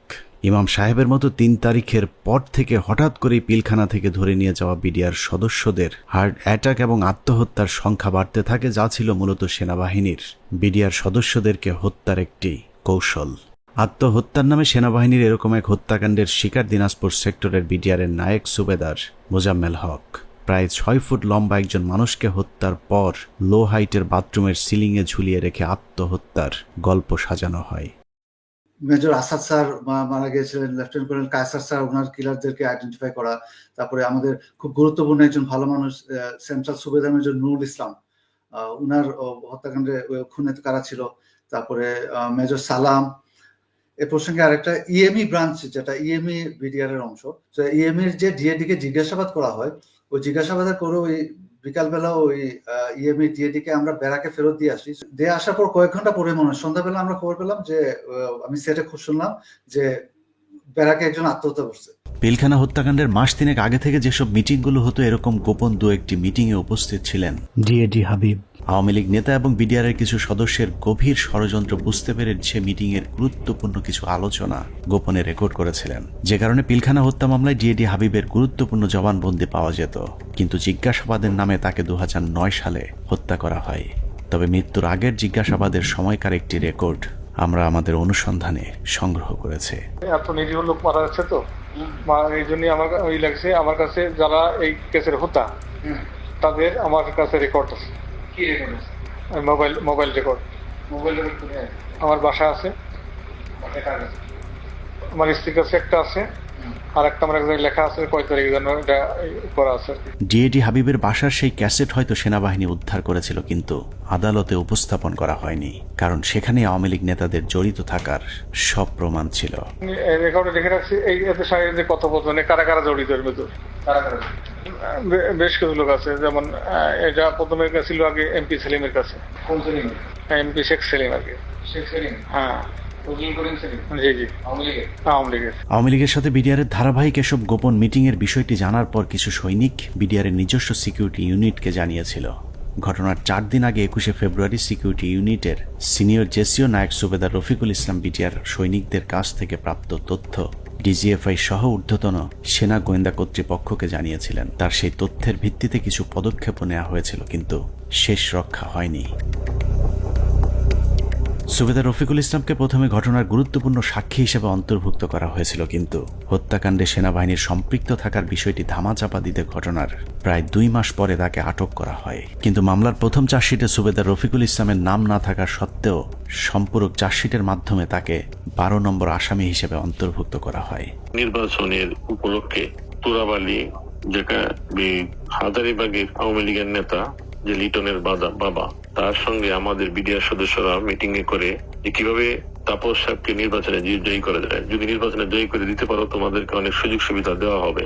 এর উপর বিশেষ করে আমাদের কিছু সদস্য তাপসের বাসায় যায় এবং সেখানে তাপস তাদেরকে তার নির্বাচনী কাজকর্ম করার কথা বলে এবং তাদের যে সমস্ত তারা কিছু দাবি দেওয়া পেশ করে, সেই দাবি দেওয়া গুলা পুরা হবে বলে তাদেরকে আশ্বাস দেয়। আমি ঘটনা ঘটার 5 দিন পূর্বে 21 ফেব্রুয়ারি কর্তৃপক্ষকে জানাই আমার রিপোর্টের বিশেষ করিয়া পিলখানার সমস্ত ম্যাগাজিনে কোয়ার্টার এই কুতে অফিসার নিয়োগ দেওয়া হয় এবং বাহিরের যে সমস্ত গোয়েন্দারা ডিউটি করে। আমি পৃথিবীর ইতিহাসে নজির নাই যে কোনো ঘটনা ঘটার 5 দিন আগে রিপোর্ট দেয়। সেই রিপোর্ট আমি দিছি যে ঘটনা ঘটবে এবং কারা কারা জড়িত। সুবেদার রফিকুল ছিলেন বিডিআরের উজ্জ্বল এক নক্ষত্র। 2009 সালে তিনি অর্জন করেছিলেন শ্রেষ্ঠ ভিওপি কমান্ডার প্রথম পুরস্কার। এছাড়া অসামান্য এসিআর পুরস্কার ছাড়াও বাহিনীতে তার সুনাম ছিল সর্বজন স্বীকৃত। সীমান্তের অতন্দ্র এই প্রহরীকে মৃত্যুর মুখে ঠেলে দেওয়ার উদ্দেশ্যেই তার বিরুদ্ধে যাবজ্জীবন কারাদণ্ডের রায় দেওয়া হয়েছে। পিলখানা হত্যাকাণ্ডের আগে আওয়ামী লীগের যেসব গোপন মিটিং হয়েছিল সেই মিটিংয়ে অংশ নিয়ে আরেকজন সিপাহী সেলিম রেজা। 2009 সালে জিজ্ঞাসাবাদের সময় রেকর্ড করা সেলিম রেজার বক্তব্যটা অত্যন্ত গুরুত্বপূর্ণ।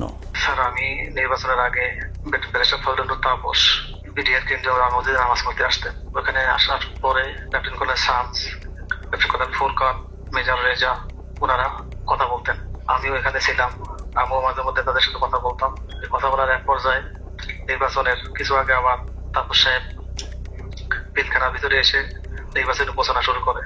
তখন বলে বিডিআর তো অনেক সমস্যা আছে, তো আমরা এগুলো ক্ষমতায় গেলে সমাধান করে দেবো, তো এখানে বেশি কথা বলা যায় না, তো আপনারা আমার বাসায় আসেন। এই চলে গেল। এরপরে যখন নির্বাচন হয়ে গেল, নির্বাচন হয়ে যাওয়ার পরে ক্যাপ্টেন কর্নেল শামস উদ্বুদ্ধ করলো আমাদেরকে, তোমরা যে কথাবার্তা বললে তো তোমাদের দাবি দেওয়া তো কেমন কিছু হলো না। এখন আমি একটা প্ল্যান করে দিচ্ছি, তোমরা সেই প্ল্যান মোতাবেক শেখ সেলিমের বাসায় যাবো, তোমাদের দাবি দেওয়া জানিয়ে আসবো, আর যা যা করা লাগে আমি করে দেবো সবকিছু। জিজ্ঞাসাবাদে সেলিম রেজা জানিয়েছিলেন তাপস সেলিমদের সাথে গোপন বৈঠকে বিডিআর সদস্যদেরকে বলা হয়েছিল দরবার হলে শুধুমাত্র বিডিআর ডিজিকে জিম্মি করলেই শেখ হাসিনা তাদের সব শর্ত মেনে নেবেন। কিন্তু দরবার হলে যখন অফিসারদেরকে গুলি করে হত্যা করা শুরু হয় তখন সেলিম রেজা বহিরাগত খুনিদের বিরুদ্ধে অস্ত্র তুলে ধরেছিলেন, যে কারণে তিনিও গুলিবিদ্ধ হন। পিলখানার ঘটনায় সেলিম রেজার গুলিবিদ্ধ হয়ে হাসপাতালে ভর্তি হবার প্রমাণও আমাদের কাছে রয়েছে।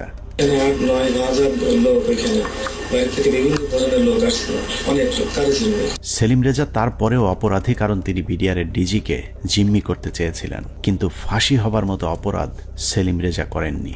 আওয়ামী লীগ নেতাদেরকে বাঁচাতেই সেলিম রেজার বিরুদ্ধে ফাঁসির রায় দিয়ে তাকে হত্যার পরিকল্পনা করা হয়েছিল। আমি এটা সমতুল্য অফিসারদের জিম্মি করার উদ্দেশ্য নিচ্ছে, কিন্তু হত্যা করার উদ্দেশ্য ছিল না, কাউকে মারার উদ্দেশ্য ছিল না। তো সেই তখন ওই মুহূর্তে আমি তাদেরকে সেভ করতে পারি, বাঁচাতে পারি। এরপরে এসকালার থেকে যারা ছিল তাদের চুল লম্বা লম্বা ছিল, পরশুরাম দেওয়ান আমাকে দেশের কোনো সহিত বলে আমার মনে হচ্ছিল না। থেকে ডিজি সাহেব সহ আমাকে গুলি করে, ডিজি সাহেব জায়গায় দরবারের সামনে পড়ে যায়, আর আমার হাতে প্রথমে বুকে লাগে আমার গুলিটা বুলেট প্রুফ থাকায় গুলিটা ডিপোসে হয়ে মুখের সম্মুখ ভাগ উপরে চলে যায়, আর একটু হলে আমার হয়তো গলায় লাগতো। মানে 3টা গুলি আঘাত আমার গায়ে। পিলখানা হত্যাকাণ্ডের মূল পরিকল্পনাকারীদের আড়াল করতেই বাংলাদেশ সেনাবাহিনী যা করেছে তা হিটলারের বর্বরতাকেও ছাড়িয়ে যায়। হিটলার যদিও অন্য দেশের অন্য ধর্মের মানুষকে হত্যা করতে চেয়েছিল, কিন্তু সেনাবাহিনী নিজেদের সহকর্মীদের উপরেও চালিয়েছে মধ্যযুগীয় বর্বরতা। পিলখানা হত্যাকাণ্ডের মূল পরিকল্পনাকারীদের পরিচয় যেই প্রকাশ করতে চেয়েছে তাকেই দুনিয়া থেকে সরিয়ে দেওয়া হয়েছে। এই ক্ষেত্রে বিডিআরের পাশাপাশি সেনাবাহিনীর কর্মকর্তাদেরকেও ন্যূনতম করুণা দেখায়নি সেনাবাহিনী। পিলখানা হত্যাকাণ্ডের অনেক গুরুত্বপূর্ণ ঘটনার সাক্ষী ছিলেন ক্যাপ্টেন শাহনাজ। তিনি প্রথম হত্যাকাণ্ডে ভারতীয় বাহিনীর উপস্থিতি আবিষ্কার করে গণমাধ্যমকে বক্তব্য দিয়েছিলেন। যে এসএমজিটি দেখা যাচ্ছে সেই এসএমজিটি সিলিংটা নরমাল সিলিং এর মতো না, একটু টেলিও এই সিলিং বাইনোকুলারটা আমরা আরবিতে ব্যবহার করি না, আমার জানা মতো বিডিআর ব্যবহার করে না। তার এই বক্তব্যের চড়া মূল্য দিতে হয়েছিল দেশপ্রেমিক সেনা কর্মকর্তা ক্যাপ্টেন শাহনাজ জাহানকে। প্রচন্ড পরিকল্পিত, অনেক আগে থেকে পরিকল্পনা করার বিষয়টা, ওই কথাগুলো তো আমি ওই দিনই বলেছি। তারপরে যেটা হলো যে আমি এরপরে চাকরি ছেড়ে দিই একদিন পরে, আর 27 তারিখে, তো আমি 28 তারিখে আমি প্রথমে করি অ্যাপেন্ডিক্স যে সাবমিট করি যে আমি এখানে আর চাকরি করব না, কারণ হচ্ছে আমার মোরাল ডাউন হয়ে গেছে। এখানে বাংলাদেশের মতো একটা আর্মির ভেতর, ঢাকার ভেতরে কিভাবে এই ঘটনা ঘটলো, কেউ কোনো প্রশ্নের উত্তর দিচ্ছে না আমি যেখানে। এবং আমাকে যখন থ্রেড দেওয়া হলো আমাদেরই প্রতিষ্ঠান থেকে, তখন আমি বুঝে গেলাম যে আসলে এখানে কি হয়েছে। উপরে যে আমি জিজ্ঞেস করছি, তারপরে আমাকে যখন পরবর্তীতে এমএস করলেন, নিজে কল করলেন, তখন আমি স্যারকে বললাম যে স্যার আমাকে স্যারকে বললাম না, তার আগে যে আমি বলেছিলাম যে জামিউল স্যার ছিলেন আমাদের ইঞ্জিনিয়ার স্যার, তখন এমএস ব্রাঞ্চে, তখন আমি স্যারকে প্রশ্ন করেছিলাম যে স্যার এই যে পোস্টিং গুলো হলো, আপনি তো নিজেই পোস্টিং গুলোর সাথে যুক্ত ছিলেন, আপনি কি আমাকে বলতে পারেন যে 57 জন অফিসারকে কেন আপনারা গত 3 মাসে একসাথে পোস্টেড করলেন? আপনারা কি জানতেন স্যার এখানে ওনাদেরকে মেরে ফেলা হবে?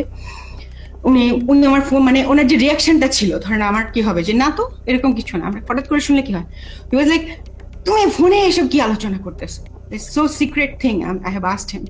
সো উনি আমার ফোনের লাইনটা কেটে দিয়ে আবার অন্য লাইন থেকে কল করেছেন, টিএনডিতে কল করেছেন, যেটা আর্মির লাইন আর কি। সেটাতে উনি বললেন যেটা অনেক সিনিয়র হাই লেভেলের বিষয়, যেটা আমরা জানি হাই লেভেলের বিষয়টা, প্রাইম মিনিস্টার নিজে যুক্ত ছিলেন, ইন্ডিয়া প্রেজেন্ট ছিল। এগুলোতে আমি কর্নেল মোস্তাফিজ স্যারের প্রোগ্রামে দেখলাম ইন্ডিয়া তার ফোর্স নিয়ে বিভিন্ন পয়েন্টে কিন্তু উপস্থিত ছিল, এবং ইন্ডিয়ান ফোর্স নিজেই সেটা তার ওয়েবসাইটে প্রকাশ করেছে, যেটা মোস্তাফিজ ভাই স্যার একটা বলেছেন। সো ওইটা হচ্ছে হাই লেভেলের বিষয়, যেটা আমরা কেউ জানতাম না। নিজের চোখের সামনে সহকর্মীদের পরিকল্পিত হত্যাকাণ্ড কোনোভাবেই মেনে নিতে পারেননি শাহনাজ, যে কারণে বিডিআর হত্যাকাণ্ডের বিচার নিয়ে সবচেয়ে সোচ্চার ছিলেন ক্যাপ্টেন শাহনাজ। কিন্তু ক্যান্টনমেন্টের নিয়ন্ত্রণে থাকা সেনাবাহিনীর ওই পক্ষটি ক্যাপ্টেন শাহনাজকে থামাতে পরিকল্পিতভাবে তার স্বামীকে হত্যা করেন। হাজব্যান্ড যিনি পরবর্তীতে মারা যান, তিনি ছিলেন 44 আপনার মানে বিএমএ লং কোর্সের কন্টেম্পোরারি। উনি ছিলেন ফাইটার পাইলট, কোঅর্ডিনেটর আশরাফ ইবনে আহমেদ। তো তার কাছে আমি একটা ইনফরমেশন পাই, যেমন সে তখন ঢাকায় ছিল, তার ইউনিটে ছিল, সে MiG-29 এর পাইলট ছিল। সে আমাকে ওই 7টা বা 7:30টার দিকে জানায় যে তার একজন আত্মীয় সিভিল, সে নাকি তাকে ফোন করেছিল এবং তারা বলেছিল যে তারা খুব ভয় পাচ্ছে, মানে এই জিনিসটার সাথে অনেকগুলো প্রোগ্রামার যুক্ত ছিল, প্রোগ্রামার। পিলখানা হত্যাকাণ্ডকে কেন্দ্র করে 4 দফায় মোট 96 জন মেধাবী সেনা কর্মকর্তাকে বহিষ্কার, আটক, জেল, গুম কিংবা হত্যা করা হয়েছে। এর মধ্যে হত্যাকাণ্ডের পরপর সেনাকুঞ্জে প্রধানমন্ত্রী এবং সেনাপ্রধানের সামনে প্রতিবাদ করার অপরাধে প্রথমেই সেনাবাহিনীর 13 জন অফিসারকে বহিষ্কার করা হয়। পিলখানার মূল ঘটনা তৎকালীন সময়ে গঠিত তদন্ত কমিশনকে জানানোর অপরাধে 5 জন কমান্ডোকে তাপসের উপর মিথ্যা গ্রেনেড হামলা মামলায় ফাঁসানো হয়। এদের 5 জনকে 13 মাস অজ্ঞাত স্থানে গুম করে রাখার পর গ্রেফতার দেখানো হয়। তারপর সবাইকে মিথ্যা মামলায় ফাঁসিয়ে 5 বছর করে কারাদণ্ড দেয়া হয়। তাপস হত্যা মামলার চেষ্টা, এটা একটা ভুয়া মামলা যেটা মতিঝিল থানায় দায়ের করা হয় এবং এইটাতে যে সমস্ত সিভিলিয়ান যারা অপরাধী আছে তাদেরকে বিচারের আওতায় আনার আগেই একই অপরাধে আর্মির 5 জনকে, ভেরি ইয়াং ট্যালেন্টেড অফিসার যারা খুবই অ্যাক্টিভ ছিল, তারা হয় এই তদন্তের সাথে সম্পৃক্ত অথবা এই বিডিআর হত্যাকাণ্ডের বিরুদ্ধে সোচ্চার ছিল, তাদেরকে প্রথম গুম করা হয়, ব্যাপকভাবে শারীরিক নির্যাতন করা হয় এবং পেপার ওয়ার্ক, সব থেকে দুঃখজনক হচ্ছে কাগজে কোর্ট মার্শাল, মানে তাদেরকে গুম অবস্থায় পেপার সই করে দেখানো হয়। যখন জেলে হস্তান্তর করা হয় তখন তারা জানতে পারে যে তাদেরকে 5 বছর জেল দেওয়া হয়েছে। এর মধ্যে একটা দীর্ঘ সময় তাদের পরিবার জানতোই না তারা কোথায় এবং তারা কিভাবে তাদের কি অবস্থায় আছে। আমি একটু 5 জন অফিসারের নাম বলি। এরা হচ্ছে captain Fuad, captain Rajib, captain Helal, captain Reza এবং ক্যাপ্টেন সুবায়ন। এরা কিন্তু হয় তদন্তের মধ্যে জেনে গেছিল যে আসলে কি জিনিসটা হচ্ছে, কারণ আমরা যেই জবানবন্দি ইনিশিয়াল ইন্টারোগেশনের পরে সেটা পাইতাম, তারা কিন্তু ওদের সাথে শেয়ার করতাম। এবং এই ক্যাপ্টেন রাজীব, ক্যাপ্টেন ফুয়াদ, তারা হচ্ছে MI3 থেকে বের হয়ে আসছিল, অস্ত্র নিয়ে বের হয়ে আসছিল যে তারা ঢুকে অফিসারদের উদ্ধার করবে। এই সমস্ত অফিসারকে করলো কি, কয়েকদিন পরে, বিডিআর ঘটনার কয়েকদিন পরে তারা এখানে একটা ভয়ঙ্কর খেলা খেলে। তাদের ধারণা থেকে এই অফিসাররা যদি বাইরে থাকে বা জীবিত থাকে তাহলে কিন্তু সত্যটা প্রকাশ পেয়ে যাবে যে এর মধ্যে ভারত জড়িত, এর মধ্যে আওয়ামী লীগ জড়িত, আওয়ামী লীগের কোন কোন নেতা জড়িত। হঠাৎ করে ডিবির মনিরুল ইসলাম এবং র্যাবের তখন লেফটেন্যান্ট কর্নেল জিয়াউল হাসান, খুনি জিয়াউল হাসান, তারা প্রথম আলোর সাথে মিলে একটা চক্রান্ত করলো। চক্রান্তটা কিভাবে, এই যে 5 জন অফিসারের নাম বললাম তারা কিন্তু তখন বিভিন্ন দপ্তরে চাকরি করতেছে, তদন্তে সাহায্য করতেছে। তারা সবাই কমান্ডো, সবাই বাংলাদেশ সেনাবাহিনীর সব থেকে প্রশিক্ষিত অফিসার, পেশাদার অফিসার, তারা কাজ করতেছে তাদের অফিসে। প্রথম আলোর নিউজ আসলো যে তাপসের উপরে যে বোমা হামলা হয়েছে, মনিরুলের উদ্ধৃতি দিয়ে, মনিরুল প্রথম আলোকে দিয়ে এই চালটা চাললো যে তাপসের উপরে বোমা হামলা হয়েছে সেটাতে সম্ভবত আরো 7 জন জড়িত আছে যারা সেনাবাহিনীর অফিসার। তার 2 দিন পরে প্রথম আলো আবার একটা নিউজ ছাপলো, আবারও মনিরুলের উদ্ধৃতি দিয়ে, সেই মানে পুলিশের ডিবির মনিরুল, পরে যে সিটিআইটি অর সামথিং সেটার প্রধান ছিল, তার বুদ্ধিতে কি আসলো, এই সমস্ত অফিসারকে সেনা কর্তৃপক্ষ অ্যারেস্ট করছে এবং তাদেরকে জিজ্ঞাসাবাদে তারা স্বীকার করছে যে তাপসীর উপরে তারা গ্রেনেড হামলা চালাইছিল, বোমা হামলা চালাইছিল। তখনও কিন্তু সে অফিসাররা পেপার দেখে, তারা অফিসে বসে পেপার দেখে দেখতেছে, প্রথম আলো লিখছে যে তাদেরকে নাকি অ্যারেস্ট করা হয়েছে কয়েকদিন আগে এবং তারা নাকি স্বীকারোক্তিমূলক জবানবন্দি দিছে যে তারা তাপসকে হত্যার চেষ্টা করছিল।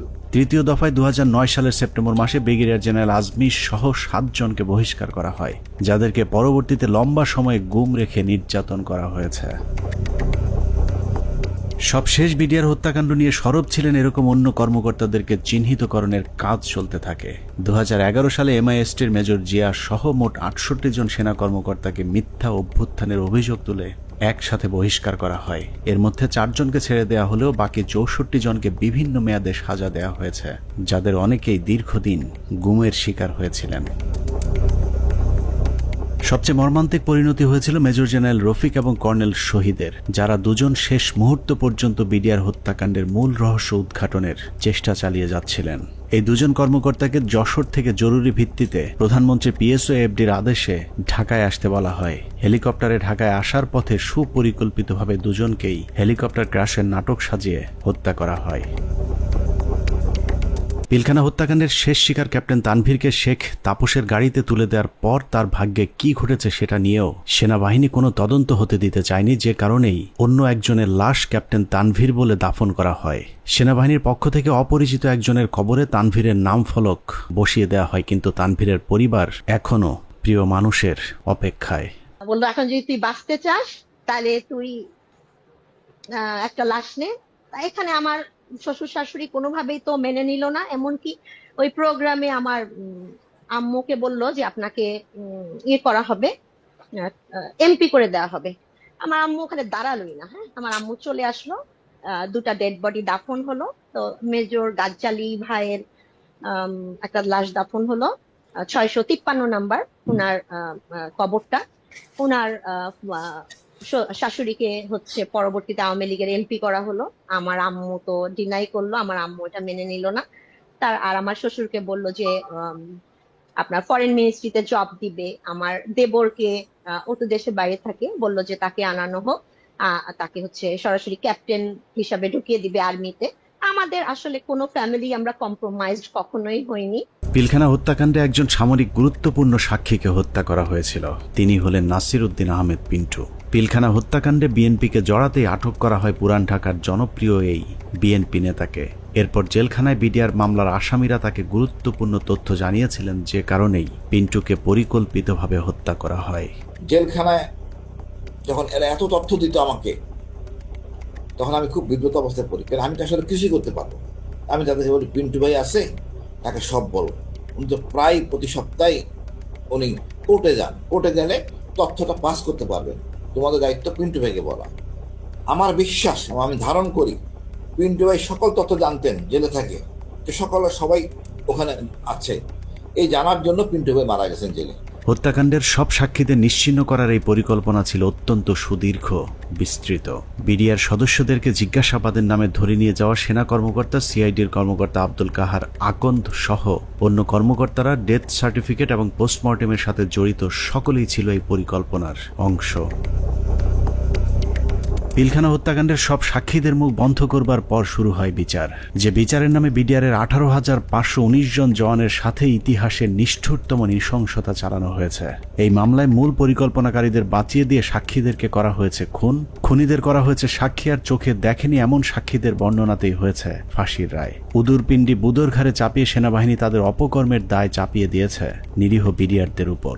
বিচারের নামে বিডিআরের উপর কতটা অবিচার করা হয়েছে তা দেখতে আমরা 2-1 ফাঁসির আসামির বিচারের নমুনা তুলে ধরলেই সবকিছু দিনের মতো পরিষ্কার হয়ে যাবে, যার শুরুটা করব পিলখানা হত্যা মামলার 1 নম্বর আসামিকে দিয়ে। অনুসন্ধানের শুরুতেই ডিএডি সৈয়দ তৌহিদের কথা বলেছিলাম, যিনি পিলখানা হত্যা মামলার 1 নম্বর আসামি। বলা হয়েছে পিলখানা হত্যাকাণ্ডের মূল পরিকল্পনাকারী তিনি। তার ব্যাপারে একটা গল্প সাজানো হয়েছিল। ডিএডি তৌহিদ নাকি ছিলেন জাহাঙ্গীর কবির নানকের বাল্যবন্ধু, তার সাথে মিলেমিশেই ঘটানো হয়েছে পিলখানা হত্যাকাণ্ড। এখন প্রশ্ন হলো, নানকের সাথে মিলেমিশে যদি ডিএডি তৌহিদ হত্যাকাণ্ড ঘটিয়ে থাকেন, তাহলে তৌহিদের যদি ফাঁসি হয়, নানক কিভাবে বেঁচে গিয়েছিলেন? আমার হাজবেন্ড কোনো মন্ত্রী, কোনো MP কারো বাসায় যায় নাই, কোনো মিটিং এ তার নাম নাই, কোথাও সে নাই। প্রধানমন্ত্রীর কাছে সে গেছে, এইখান থেকেই তার শুরু হলো। প্রধানমন্ত্রীর কাছে সে কিভাবে গেল, তাকে কিভাবে নিয়ে যাওয়া হইলো, পরবর্তীতে সে কি করলো, সবকিছুই তো কাগজে কলমে আসছে, তারপরও কেন তাকে 1 নম্বর আসামি বানাইয়ে এত বড় শাস্তি দেওয়া হইলো? ভারতের পরিকল্পনার শেখ হাসিনার পরিচালনায় পিলখানায় যে নাটক মঞ্চস্থ করা হয়েছিল সেই নাটকে 25 তারিখ বিকেলের শুটিংটুকু বাদ দিলে পুরো নাটকে ডিএডি তৌহিদকে আর কোথাও দেখা যায়নি। তৌহিদ যখন প্রধানমন্ত্রীর আদেশে বিডিআরের ডিজি হয়েছিলেন সেই সময়টাতে তৌহিদের পরিবার জিম্মি হয়েছিল পিলখানায় আসা বহিরাগত সন্ত্রাসীদের হাতে।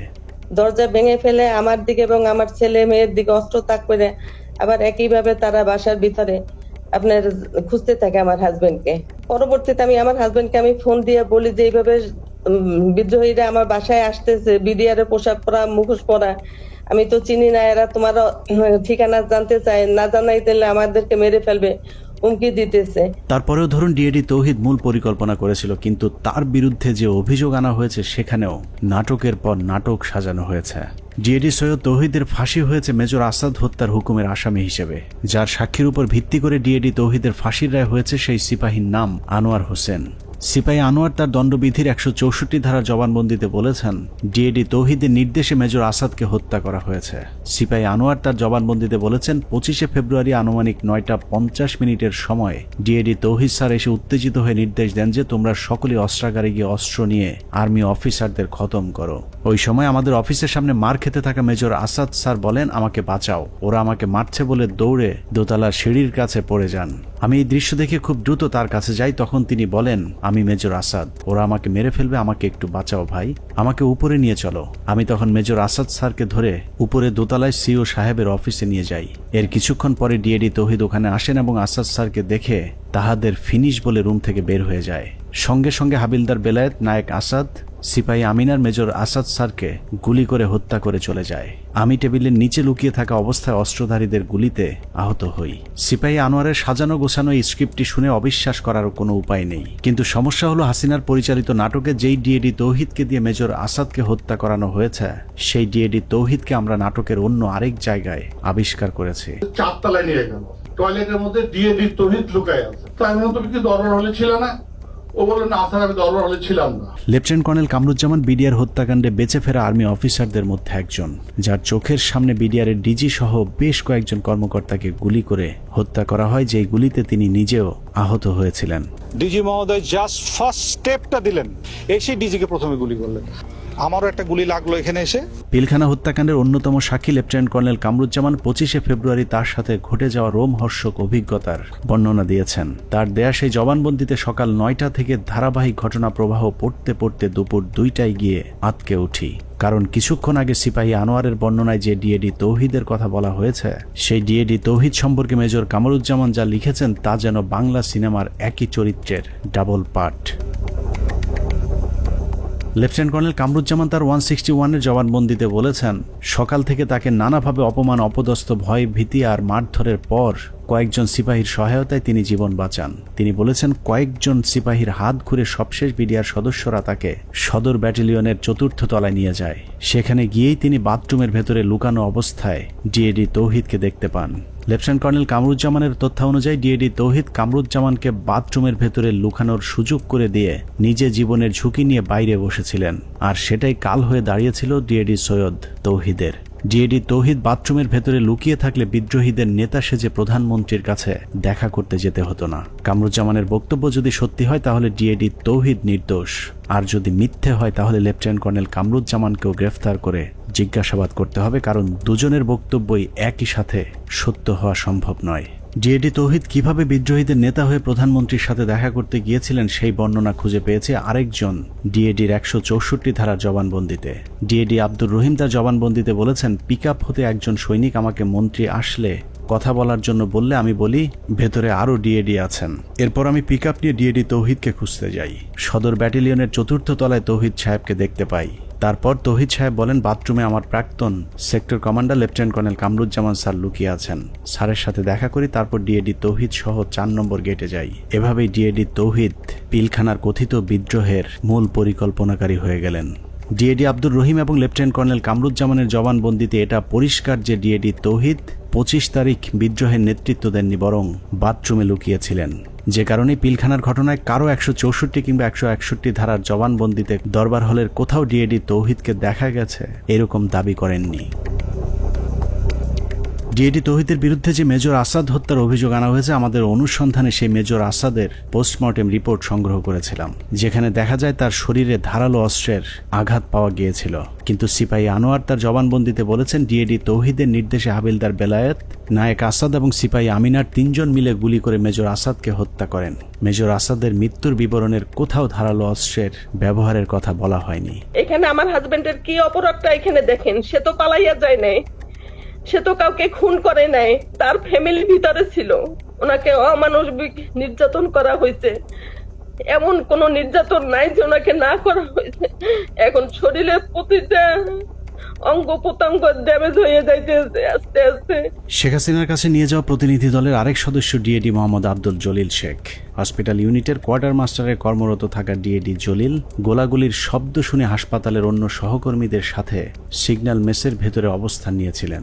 সেখান থেকে বিকেলে প্রধানমন্ত্রীর সাথে সাক্ষাতের জন্য তাকে জোর করে নিয়ে যাওয়া হয়। মুখোশধারী সৈনিক আব্বুকে ধরে গাড়িতে তুলে 4 নম্বর গেটে নিয়ে আসে প্রধানমন্ত্রীর সাথে দাবি দেওয়া নিয়ে আলোচনা করার জন্য। আব্বু সেখানে যেতে না চাইলে আব্বুকে মারধর করা হয় এবং হুমকি দেওয়া হয় যে এখানে তাকে গুলি করে হত্যা করা হবে। 3:30টার দিকে আব্বু আম্মুর ফোনে কল দেন, কল দিয়ে বলেন আব্বুকে যমুনায় নিয়ে যাওয়া হচ্ছে। আমার ছেলে মেয়েগুলোর দায়িত্ব তোমার কাছে দিয়ে গেলাম, আমার ছেলে মেয়েগুলোকে দেখে রেখো। ঘটনার পর থেকে 2 মাস গুম করে রাখার পর ডিএডি জলিলকে গ্রেফতার দেখানো হয়েছিল। এই 2 মাসে জলিলের হাত পায়ের 10 আঙুলের সবগুলো নখ উপড়ে ফেলা অবস্থায় আদালতে তোলা হয়। সেই থেকে 2 পা সোজা করে আর হাঁটার সৌভাগ্য হয়নি ডিএডি আব্দুল জলিল শেখের। র‍্যাব 1-এ নিয়ে অমানসিক নির্যাতন করা হয়। আব্বুর হাত পায়ের নখ উঠায় ফেলা হয়, থেতলে আঙুলগুলো থেতলে ফেলা হয়, পায়ের নখে সুচ ঢুকানো হয়, কারেন্টের শর্ট দেওয়া হয় পেনিসে। ডিএডি জলিলকে যাদের সাক্ষীর উপর ভিত্তি করে ফাঁসি দেওয়া হয়েছে সেখানে বেশিরভাগ সাক্ষী বলেছে টেলিভিশনে দেখেছি, পত্রিকায় পড়েছি বা অমকের কাছে শুনেছি, কিন্তু কেউ ডিএডি জলিলকে কোথাও কাউকে হত্যা, লুটপাট কিংবা ধর্ষণ করতে দেখেননি। এসব সাক্ষীদের একজন মেজর জায়েদি। তিনি জানিয়েছেন কিভাবে তাকে ডিএডি জলিলের বিরুদ্ধে সাক্ষ্য দেওয়ানো হয়েছে। তাকেও আমি উক্ত এলাকায় দেখেছিলাম এবং আমি শনাক্ত করতে পেরেছিলাম, বাট তার নাম জানতাম না। জেনারেল আজিজ, তদানীন্তন Dhaka sector commander colonel Aziz আমাকে জানিয়েছিলেন উক্ত অফিসারের নাম ডিএডি জলিল। তার মুখ ভর্তি দাড়ি ছিল, চাপা দাড়ি। দাড়িওয়ালা এক ব্যক্তিকে ডিএডি আব্দুল জলিল বানিয়ে ফাঁসি দিয়ে দেওয়া হয়েছে, অথচ আমাদের হাতে 2009 সালে পিলখানা হত্যাকাণ্ডের দিনের একটি ভিডিওতে দেখা যায় ডিএডি জলিলের মুখে কোনো দাড়ি নেই। এখন প্রশ্ন আসতে পারে, পিলখানা হত্যাকাণ্ডের সাথে কি তাহলে কোনো বিডিআর সদস্য জড়িত ছিল না? অবশ্যই ছিল, কিন্তু যারা জড়িত ছিল তাদেরকে এই মামলায় শাস্তি দেওয়া সম্ভব নয়, কারণ মামলার মূল উদ্দেশ্যই ছিল পিলখানা হত্যাকাণ্ডের বাকি কাজ সম্পন্ন করা। এখানে সিপাহী মাহিন এবং লেদার লিটনের মতো হত্যার মূল পরিকল্পনার সাথে জড়িত আসামিকে ভারতে পাঠিয়ে দেওয়া হয়েছে। লেদার লিটনের বাবা সাবেক সুবেদার এবং আওয়ামী লীগ নেতা তোরাব আলীকে সুনির্দিষ্ট অভিযোগ থাকার পরেও ছেড়ে দেওয়া হয়েছিল। অন্যদিকে যারা শুধুমাত্র বিডিআরের ডিজিকে জিম্মির পরিকল্পনার সাথে জড়িত কিন্তু হত্যাকাণ্ডের পরিকল্পনার কথা জানতেন না, তাদের বেশিরভাগকে জিজ্ঞাসাবাদের নামে হত্যা করা হয়েছে। বাদবাকি যারা আছেন তাদেরকেও ফাঁসির রায় দিয়ে হত্যার পরিকল্পনা ছিল, যেন আওয়ামী লীগের কোন কোন নেতা এই হত্যাকাণ্ডের পরিকল্পনার সাথে জড়িত তাদের নাম কেউ জানতে না পারে। পিলখানা হত্যাকাণ্ড যে বিডিআরকে ধ্বংস করে দেওয়ার জন্যই করা হয়েছিল তার প্রমাণ হাস্যকর এই মামলায় 18,519 জন বিডিআর জওয়ানকে আসামি করা। এদের মধ্যে বেশিরভাগ বিডিআর জওয়ান নির্দোষ প্রমাণিত হলেও কাউকেই চাকরি ফেরত দেওয়া হয়নি। উল্টো যাদেরকে ছেড়ে দেওয়া হয়েছে সবার কাছ থেকে বড় অঙ্কের টাকা নিয়ে তারপর তাদেরকে মুক্তি দেওয়া হয়। অনেক অপরাধীকে টাকার বিনিময়ে সাক্ষী বানানো হয়েছে, আবার অনেক নিরীহ বিডিআর সদস্যকে কোনো কারণ ছাড়াই শাস্তি দেওয়া হয়েছে। 2009 সালের 25 ও 26 তারিখে বিডিআর পিলখানায় ঘটে যায় বিডিআর বিদ্রোহের নারকীয় হত্যাকাণ্ড। এই হত্যাকাণ্ডের সময় সে 9 দিনের ছুটিতে বাড়িতে অবস্থান করে। সে ছুটিতে থাকার কারণে তাকে সেই অভিযুক্তের বাইরে রাখা হয়। পরবর্তীতে সিআইডি দীর্ঘ 7 মাস পর 2009 সালে সেপ্টেম্বর মাসের 10 তারিখে তাকে কর্মরত অবস্থায় গ্রেপ্তার করে জেল হাজতে প্রেরণ করে। এই মামলার বিচার কার্য শুরু হয় বকশীবাজার আলিয়া মাদ্রাসা মাঠে। রায়ে তাকে যাবজ্জীবন কারাদণ্ড দেওয়া হলো। দীর্ঘ শুনানি শেষে 2017 সালে এই মামলার রায় প্রদান করা হয়। রায়ে আমার ছোট ভাই আতিকুর রহমানকে খালাস প্রদান করা হয়। তখন এই জামিনের বিরোধিতা করে রাষ্ট্রপক্ষ সুপ্রিম কোর্টে আপিল করে। এমতো অবস্থায় এখনো পর্যন্ত আমরা কোনোভাবে আমার ছোট ভাইয়ের মুক্তির কোনো ব্যবস্থা করতে পারিনি। আমার ছোট ভাই যে ছুটিতে ছিল, যে সে নির্দোষ, এটি সবকিছুতে প্রমাণ হয়ে গেছে। তাকে মুক্তি দেওয়া আমি মনে করি যে এটা সরকারের দায়িত্ব। এভাবেই চলেছে পিলখানা হত্যাকাণ্ডের বিচারের নামে অবিচার। আতিক থেকে তৌহিদ পিলখানা হত্যাকাণ্ডের বিচারের নামে 18,000 পরিবারের সাথে গেল 16 বছর যা হয়েছে তাই পৃথিবীর ইতিহাসে আর কখনোই হয়েছে কিনা আমাদের জানা নেই। মামলা, তদন্ত, জিজ্ঞাসাবাদ থেকে শুরু করে জবানবন্দি, কোথাও ন্যায় বিচার পায়নি বিডিআরের পরিবারগুলো। একটা ফ্যামিলি ধ্বংস হওয়ার মতো যা যা দরকার সবকিছুই ঘটছে আপনার ফ্যামিলিতে। বাংলাদেশের ইতিহাসে যদি 5 আগস্ট না আসতো তাহলে বিডিআরের এই আর্তনাদ হয়তো উঁচু লাল দালানের বাইরের কেউ শুনতে পেত না। বিডিআরের পরিবার কারো করুণা চায় না, তারা চায় ন্যায় বিচার।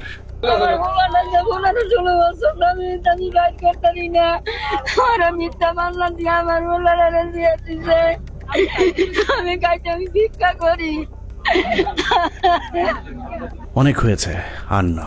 পিলখানা হত্যাকাণ্ড নিয়ে নতুন করে কমিশন তৈরি হয়েছে। আমরা সেই কমিশনের কাছে সুষ্ঠু তদন্ত চাই। আমরা কমিশনের প্রতিদ্বন্দ্বী নই, বরং কমিশনের সুবিধার্থে আমরা পিলখানা হত্যাকাণ্ড নিয়ে গঠিত প্রথম তদন্তের সাথে জড়িত কয়েকজন কর্মকর্তার কিছু পর্যবেক্ষণ দিয়ে অনুসন্ধান শেষ করব। পিলখানা হত্যাকাণ্ডের পরের 2 সপ্তাহ সেনাবাহিনীর একটি অংশ সঠিকভাবে তদন্তের চেষ্টা করেছিল, কিন্তু সেই তদন্ত শেষ হবার আগেই তাদেরকে থামিয়ে দেওয়া হয়। আমি তদন্তকালে যেটা দেখলাম, কিছু বিষয় তদন্তে মনোযোগী হওয়ার কারণে কমিটির অন্যান্যরা আমাকে মোটামুটি একটা হোস্টাইল মেম্বার হিসেবে চিহ্নিত করে এবং অসহযোগিতা শুরু করে এবং আমার কার্যক্রমকে তারা ওপেনলি ডিসক্রেডিট করার চেষ্টা করে। এই পরিস্থিতিতে যখন তারা ব্যর্থ হয় তখন ব্রিগেডিয়ার রফিককে আমাদের তদন্ত কমিটির একজন সদস্য কোনো চাহিদা বা কোনো প্রয়োজন ছাড়াই আমার সিনিয়র তাকে সম্পৃক্ত করে, যেহেতু উনি সিনিয়র, উনি সম্পূর্ণ দায়িত্বটা নিয়ে নেন এবং পরবর্তীতে রিপোর্ট সাবমিট করেন। তদন্তকারী দল একটি বিষয় লক্ষ্য করেন যে পিলখানা হত্যাকাণ্ডে যাদেরকে হত্যা করা হয়েছে তাদের বেশিরভাগকে খুব সম্প্রতি বিডিআরে বদলি করা হয়েছিল। এই বদলির সাথে যারা সম্পৃক্ত ছিল তাদেরকে সন্দেহভাজন মনে করেন তদন্তকারী ওই সেনা কর্মকর্তারা। পিলখানা হত্যাকাণ্ডের বহুল আলোচিত নাম কর্নেল রেজা নূর, যিনি ঘটনার একদিন আগে একরকম জোর করে কর্নেল গুলজারকে র্যাব থেকে বিডিআরে পাঠান। পিলখানায় গন্ডগোলের খবর শুনে ঘটনাস্থলে যাওয়া প্রথম দলটি ছিল র্যাবের এডিজি রেজা নূর র্যাবের ওই দলটিকে পিলখানায় ঢুকতে বাধা দিয়েছিলেন। কর্নেল গুলজার ওই সময়টাতে র্যাবে পোস্টিং থাকলে পরিস্থিতি অন্যরকম হতে পারত। এইখানে মেইন গেটে শামসাররা ছিলেন, র্যাব 2 ছিল, মানে র্যাব 2 প্লাস হচ্ছে মানে শামসার অলরেডি বলেছেন যে মানে আয়ত্তের মধ্যেই ছিল, কিন্তু কোনোভাবেই অর্থাৎ রেজানুর খান স্যারের সঙ্গে উনি আবার মানে আমার আগের সিও ছিলেন, সেই হিসাবে স্যারের সঙ্গে আমারও কথা হয় যে স্যার এই ব্যাপার তো এটা আমরা ইয়ে করতে পারি, কোনোভাবেই মানে এটা অপারেশন করার কোনো মানে উনি কোনো পারমিশন দেননি। পিলখানা হত্যাকাণ্ডে শহীদদের একটা বড় অংশ ছিলেন যারা ভারতের সাথে ব্রহ্মারি এবং পাদুয়া যুদ্ধে অংশ নিয়েছিলেন, যে কারণে তদন্তকারীদের সন্দেহ আরও প্রকট হয়। অতএব হঠাৎ করে এতগুলো পোস্টিং কি কারণে কেন হয়েছিল সেটা খতিয়ে দেখতে হবে। তখন আমি স্যারকে প্রশ্ন করেছিলাম যে স্যার এই যে পোস্টিংগুলো হলো, আপনি তো নিজেই পোস্টিংগুলোর সাথে যুক্ত ছিলেন, আপনি কি আমাকে বলতে পারেন যে 57 জন অফিসারকে কেন আপনারা গত 3 মাসে একসাথে পোস্টেড করলেন? আপনারা কি জানতেন স্যার এখানে ওনাদেরকে মেরে ফেলা হবে? উনি আমার ফোন মানে ওনার যে রিয়াকশনটা ছিল, ধরেন আমার কি হবে যে না তো এরকম কিছু না, আমরা হঠাৎ করে শুনলে কি হয়, হি ওয়াজ লাইক তুমি ফোনে এসব কি আলোচনা করতেছো, it's so secret thing, I have asked হিম। পিলখানা হত্যাকাণ্ডের সময় আওয়ামী লীগের ছোট একজন নেতা বড় ভূমিকা পালন করেছিল, যার নাম মির্জা আজম। সেনাবাহিনীর সূত্র মনে করে মির্জা আজমের বোন জামাই শায়েখ আব্দুর রহমানকে ফাঁসিতে ঝুলানোর প্রতিশোধ হিসেবেই পিলখানা হত্যাকাণ্ডে যুক্ত হয়েছিলেন মির্জা আজম। উল্লেখ্য, বাংলা ভাই এবং শায়েখ আব্দুর রহমানকে জঙ্গি আস্তানা থেকে গ্রেফতারের মূল নায়ক ছিলেন কর্নেল গুলজার, যে কারণে পিলখানা হত্যাকাণ্ডের পর গঠিত তদন্ত কমিটি মির্জা আজমকে বিভিন্ন বিষয় নিয়ে জিজ্ঞাসাবাদও করেছিল। এই অফিসারগুলো সবাই অপারেশনাল ছিল, অপারেশনাল সাউন্ড ছিল, তাদেরকে সেরকম আর্মি ইনস্টিটিউশনগুলোতে না দিয়ে কেন বিজিবিতে দেওয়া হলো? এটা তার মানে তারা জানতো। এখানে সামরিক সচিবকে জিজ্ঞেস করা উচিত যে আপনাকে কে নির্দেশ দিয়েছিল এই পোস্টিং অর্ডারগুলো দেওয়ার জন্য। সো তাদেরকে আসলে আওতায় আনা উচিত। তাপস, মির্জা আজম, র্যাপিড ডিজি, এডিজি, দেন সামরিক সচিব, ডিজিএফআই ডিজি, শেখ হাসিনা, মইনু আহমেদ, এরা প্রত্যেকেই ডাইরেক্টলি সম্পৃক্ত, কোনো সন্দেহ নেই। পিলখানা 3 ও 4 নম্বর গেটে আওয়ামী লীগের যে মিছিলটি হয়েছিল সেই মিছিলের নেতৃত্ব দেওয়া ব্যক্তিকে আটক করেছিল মেজর মনির, কিন্তু গুরুত্বপূর্ণ সেই আসামিকে কর্নেল সালেহ বাঁচিয়ে দেন। উল্টো ওই ব্যক্তিকে আটকের অপরাধে মেজর মনিরকে শাস্তি দেওয়া হয়। অতএব কর্নেল সালেহকে আটক করলেই জানা যাবে কেন তিনি সেই আসামিকে ছাড়িয়ে নিয়েছিলেন। ওই ছেলেটাকে যখন আমি আপনার অ্যারেস্ট করে নিয়ে আসছি, তো প্রতিমধ্যেই আমি একটা কাজ করেছিলাম, ওর স্বাভাবিক কারণে আমি তখন কথাবার্তা বলতে থাকি, জিজ্ঞাসাবাদ করতে থাকি। তো আমি তখন তাকে একটা তাৎক্ষণিক জিজ্ঞাসাবাদ করেছিলাম যে তোমাকে কে আদেশ দিয়েছিল মিছিল করার জন্য। তো ছেলেটা খুব স্বাভাবিকভাবে বললো যে আমাকে তো ভাই বলছে। ভাই মানে কোন ভাই? বললো যে তাপস ভাই আমার বলছে যে তুমি একটা মিছিল নিয়ে ঢুকবা। তো আমি তো সেই ওনার কথা অনুযায়ী তো কথা বলতে পারি না, বলছে তো আমাকে করতে হয়।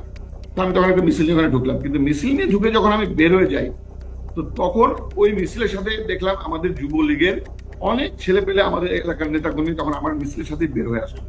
পিলখানার লগবুক অনুযায়ী ঘটনার দিন সকাল 6:30 পিলখানার ভেতরে প্রবেশ করেন এবং 7টায় বেরিয়ে আসেন তৎকালীন শিল্পমন্ত্রী দিলীপ বড়ুয়া।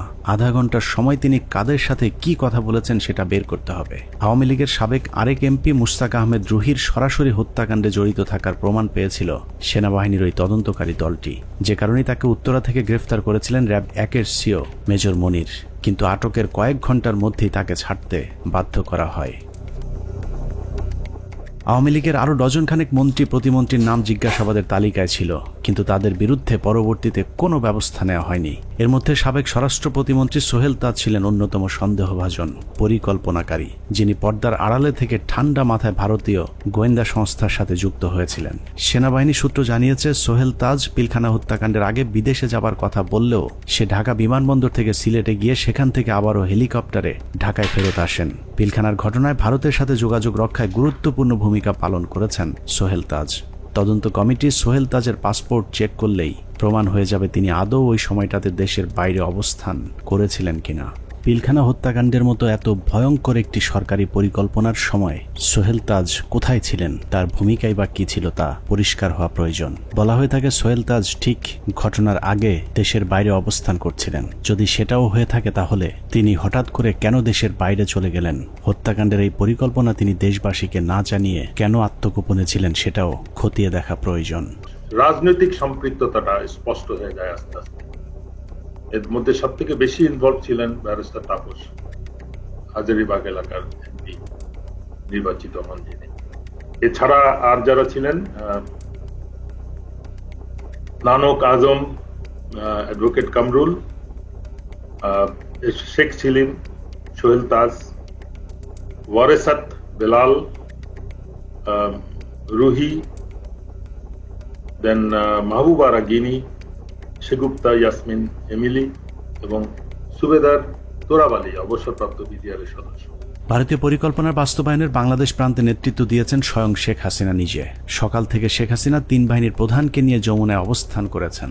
ভারতীয় পরিকল্পনা বাস্তবায়নে শেখ হাসিনা সার্বক্ষণিক ভারতের সাথে যোগাযোগ রক্ষা করেছেন এবং যে কোনো পরিস্থিতিতে শেখ হাসিনাকে বাঁচানোর জন্যও ভারতীয় এয়ারফোর্স প্রস্তুত ছিল বলে প্রমাণ পেয়েছিল সেনা কর্মকর্তারা। 6 প্যারাশুট রেজিমেন্ট, এটা হচ্ছে গিয়ে, এটার লোকেশন হচ্ছে গিয়ে আপনার কলকাতায় কালীকুমুন্দ এয়ারপোর্টে, এয়ার স্ট্রিপে। ওরা স্পিয়ার হেডের নিরাপত্তায় থাকে। ওইখানে একটা কোম্পানি ছিল, ওই কোম্পানি কমান্ডার ছিলেন মেজর কামালদীপ সিং। তাদের একটা রেজিমেন্ট, প্যারাশুট রেজিমেন্ট, 5টার সময় যখন তারা রেডি হয় একটা কোম্পানি, 8টার মধ্যে তাদের একটা ফুল রেজিমেন্ট রেডি হয়। যে রেজিমেন্ট পরবর্তী আমরা জানতে পারি যে ওই রেজিমেন্টের এইম ছিল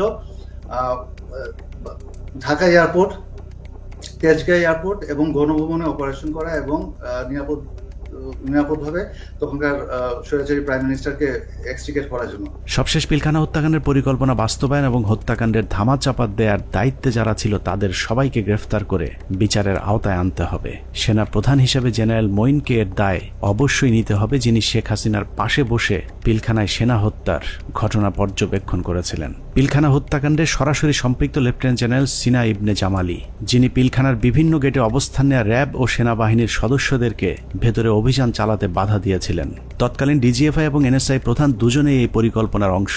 বিশেষ করে ডিজিএফআই তৎকালীন মহাপরিচালক মেজর জেনারেল মোল্লা ফজলে আকবর হত্যাকাণ্ডের পর খুনিদের পিলখানা থেকে বের করে দেওয়ার বিষয়টি সেনাবাহিনীর চোখের সামনেই ঘটেছে। খুব নাটকীয়ভাবে বিডিআর এর ভেতরে বিভিন্ন ইলেকট্রিসিটি লাইন কেটে দিয়ে গেট খুলে দেওয়া হয় ইচ্ছা করে, যাতে সৈনিকরা পালিয়ে যেতে পারেন। তো সেই সময় আমি বলেছিলাম যে র্যাবের এক অফিসার ক্যাপ্টেন আশিক স্যার, যিনি ইঞ্জিনিয়ার্সে আমাদের সাথে ছিলেন, ক্যাপ্টেন আশিক স্যার আবার আমার সাথে 8 ইঞ্জিনিয়ার্সে চাকরি করেছেন রংপুর ক্যান্টনমেন্টে। এরপর ওনার র্যাবে পোস্টিং হয়, কিন্তু আমি স্যারকে চিনতাম। স্যার কিছু সৈনিককে যখন পালিয়ে যাচ্ছে উনি না বুঝে ওদেরকে ধরে নিয়ে আসেন পিকআপে করে, র্যাবের পিকআপে করে আমাদের আবাহনী মাঠে আসেন। তো ওইখানে কিছু ওই সময় একদম ফার্স্ট হ্যান্ড ওদের মুখ থেকে তো আমরা কিছু সাক্ষী কথাবার্তা শুনে ফেলতে পারি। এই ভয়ে আমি ধারণা করি যে ওখানে আমার মনে আছে যে এরকম অনেক অফিসাররা, অনেক সৈনিকরা আমরা দাঁড়িয়ে আছি, ওর মধ্যে স্যার আসলেন পিকআপে করে তাদেরকে নিয়ে। তখন ওই অন্ধকারের ভেতরে এদিকে তো আমরা খুব অস্থির, প্রচন্ড সবাই ইমোশনাল, কি হচ্ছে ভিতরে এগুলো নিয়ে যখন আমরা চিন্তা করছি বা কথা বলছি, সেই সময় দুজন সিনিয়র অফিসার ওনারা দুইটা ক্যাম্প স্টুল নিয়ে এক জায়গায় বসায় এবং ওনাদেরকে দেখে খুবই শান্তই মনে হচ্ছে, খুব একটা যে ওনারা চিন্তিত বা পায়চারি করছেন এরকম না। তা আমি আবার আমার পরিচিত আরেক সিনিয়র স্যারকে বললাম যে স্যার এই স্যার দুজন কারা, যে একটু দূরে বসে আছে, বোঝা যায় যে অনেক সিনিয়র, আমাদের সিনিয়র লেভেলের কেউ হবেন, মেজর জেনারেল বা তার উপরে। উনি বললেন যে ওই যে ডান পাশে যাকে দেখতেছো উনি হচ্ছে ডিজিএফআই, আর ওই পাশে যে দেখতেছো বাম পাশে উনি ডিজিএনএসএল। এবং ডিজিএফআই যাকে বলেন উনি তখন উঠে এসে ইয়েকে বকাঝকা করেন ক্যাপ্টেন আশিক স্যারকে যে তুমি কার পারমিশনে এদেরকে ধরে নিয়ে আসছো। পিলখানার বাইরে থেকে নির্বিঘ্ন হত্যাকাণ্ড চালাতে সহায়তা করেছেন ডিজিএফআই এর মামুন খালেদ, ব্রিগেডিয়ার জেনারেল ইমরুল কায়েস এবং কর্নেল সালেহ, সকলেই মাঠে থেকে পিলখানা হত্যাকাণ্ডের পরিকল্পনা বাস্তবায়ন করেছেন। ভেতরে লুকিয়ে থাকা বিভিন্ন কর্মকর্তাদের ফোন লোকেশন খুনিদেরকে দেওয়ার দায়িত্ব তারাই পালন করেছিলেন। 25 তারিখ রাতে 12টার দিকে হবে, আমি তখন মাঠে বসা, আমি ব্রিগেডিয়ার জেনারেল হাকিম, ইমরুল কায়েস ডাইরেক্টর সিটিআইবি, উনি তখন ওই মাঠে আসছিলেন। তো উনি মাঠে এসে বলল যে তোমাদের জানার মতো যদি কেউ থাকে, যে ভিতরে থাকে, তোমাদের কাছে কোনো ফোন আসে, তাহলে সেটা আমাদেরকে জানাও, কারা কারা কিভাবে কি আসে, তো সেটা আমরা জানিয়ে দিব। 44 রাইফেলস ব্যাটালিয়নের অধিনায়ক লেফটেন্যান্ট কর্নেল শামস পিলখানার ভেতরে থেকে মূল নেতৃত্ব দিয়েছেন। মূলত 44 নম্বর ব্যাটালিয়ন পুরো বিদ্রোহের নেতৃত্ব দিয়েছিল, যে কারণে পিলখানা হত্যাকাণ্ডে 44 রাইফেলস ব্যাটালিয়নের কোনো সেনা কর্মকর্তা ওই দিন মারা যায়নি। নিরীহ সিপাহীদেরকে মিথ্যা স্বপ্ন দেখিয়ে বিদ্রোহে অংশ নিতে উদ্বুদ্ধ করা লেফটেন্যান্ট জেনারেল শামস পিলখানা থেকে বাইরে এসেই শেখ হাসিনাকে ধন্যবাদ জানিয়েছিলেন, অথচ ভেতরে তখন 57 সেনা কর্মকর্তার বিকৃত লাশ পড়েছিল। পিলখানা হত্যাকাণ্ডের পুরস্কার হিসেবে লেফটেন্যান্ট কর্নেল শামসকে পরবর্তীতে সেনাবাহিনীর গুরুত্বপূর্ণ পদে পদায়ন করা হয়েছিল, যা অত্যন্ত রহস্যজনক। যে মাননীয় প্রধানমন্ত্রীর অ্যাড্রেসটা আসলে সেখানে এদের অস্ত্র জমা দেওয়ার ক্ষেত্রে একটা টনিক হিসাবে কাজ করেছে। আমি মাননীয় প্রধানমন্ত্রীকে আসলে ধন্যবাদ জানাবো। আমাদের হাতে আসা তথ্য বলছে 2009 সালের 25শে ফেব্রুয়ারি পিলখানার দরবার শুরুর ঘণ্টা 3 আগে সকাল 6টায় হঠাৎ করে বিডিআরের কেন্দ্রীয় কোতের দায়িত্ব পরিবর্তন করে মেজর রিয়াজকে দেওয়া হয়েছিল, যার বিরুদ্ধে পিলখানা হত্যাকাণ্ডে সম্পৃক্ত থাকার সুনির্দিষ্ট প্রমাণ পেয়েছিল তৎকালীন তদন্তকারী সেনা কর্মকর্তারা। তাকে দ্রুত গ্রেফতার করলে গুরুত্বপূর্ণ তথ্য পাওয়া যাবে। পিলখানা হত্যাকাণ্ডের 2 দিন পর ব্রিগেডিয়ার জেনারেল মইনুল ইসলামকে মেজর জেনারেল পদোন্নতি দিয়ে বিডিআরের ডিজি বানানো হয়েছিল। ডিজি হয়েই হত্যাকাণ্ডের সব আলামত নষ্টের পুরো দায়িত্ব পালন করেছিল মেজর জেনারেল মইনুল ইসলাম। পিলখানায় হত্যাকাণ্ড বাস্তবায়ন, তদন্তে বাধা, জিজ্ঞাসাবাদের নামে সৈনিক এবং সেনাবাহিনীর কর্মকর্তাদের নির্যাতনের দায়িত্ব পালন করেছে এমন আরও কয়েকজনের তালিকা আমাদের হাতে এসেছে। এদের মধ্যে র্যাব 2 এর তৎকালীন CEO lieutenant colonel Salahuddin Bir Protik, brigadier general Moazzem, brigadier Saidur Rahman, brigadier Mukim, colonel Imran Ibne Rouf, lieutenant colonel Sharafat, যারা 57 সেনা কর্মকর্তা হত্যার আসল রহস্য ধামাচাপা দিতে সেনাবাহিনীর 96 জন এবং বিডিআরের অসংখ্য পরিবারের উপর চরম জুলুম নির্যাতন চালিয়েছেন। 16 বছরে বিডিআরের এরকম অনেক পরিবার আছে যারা পেট বাঁচাতে রাস্তায় ভিক্ষা করতে নেমেছে। আমাদের অনুসন্ধানে কোনো অপরাধীকে বাঁচাতে চাইনি কিংবা নির্দোষীকে ফাঁসাতেও চাইনি। আমরা আসলেই একটা সুষ্ঠু তদন্ত সাপেক্ষে বিচার চাই, যেই বিচারে শুধুই বিডিআর নয়, সব খুনিদের বিচার হবে। নিরীহ বিডিআরদেরকে দ্রুত মুক্তি দেওয়া হবে এবং যারা নিরপরাধ ছিল তাদেরকে আবারও চাকরি সহ সকল সুযোগ সুবিধা ফেরত দিতে হবে। আল্লাহ হাফেজ।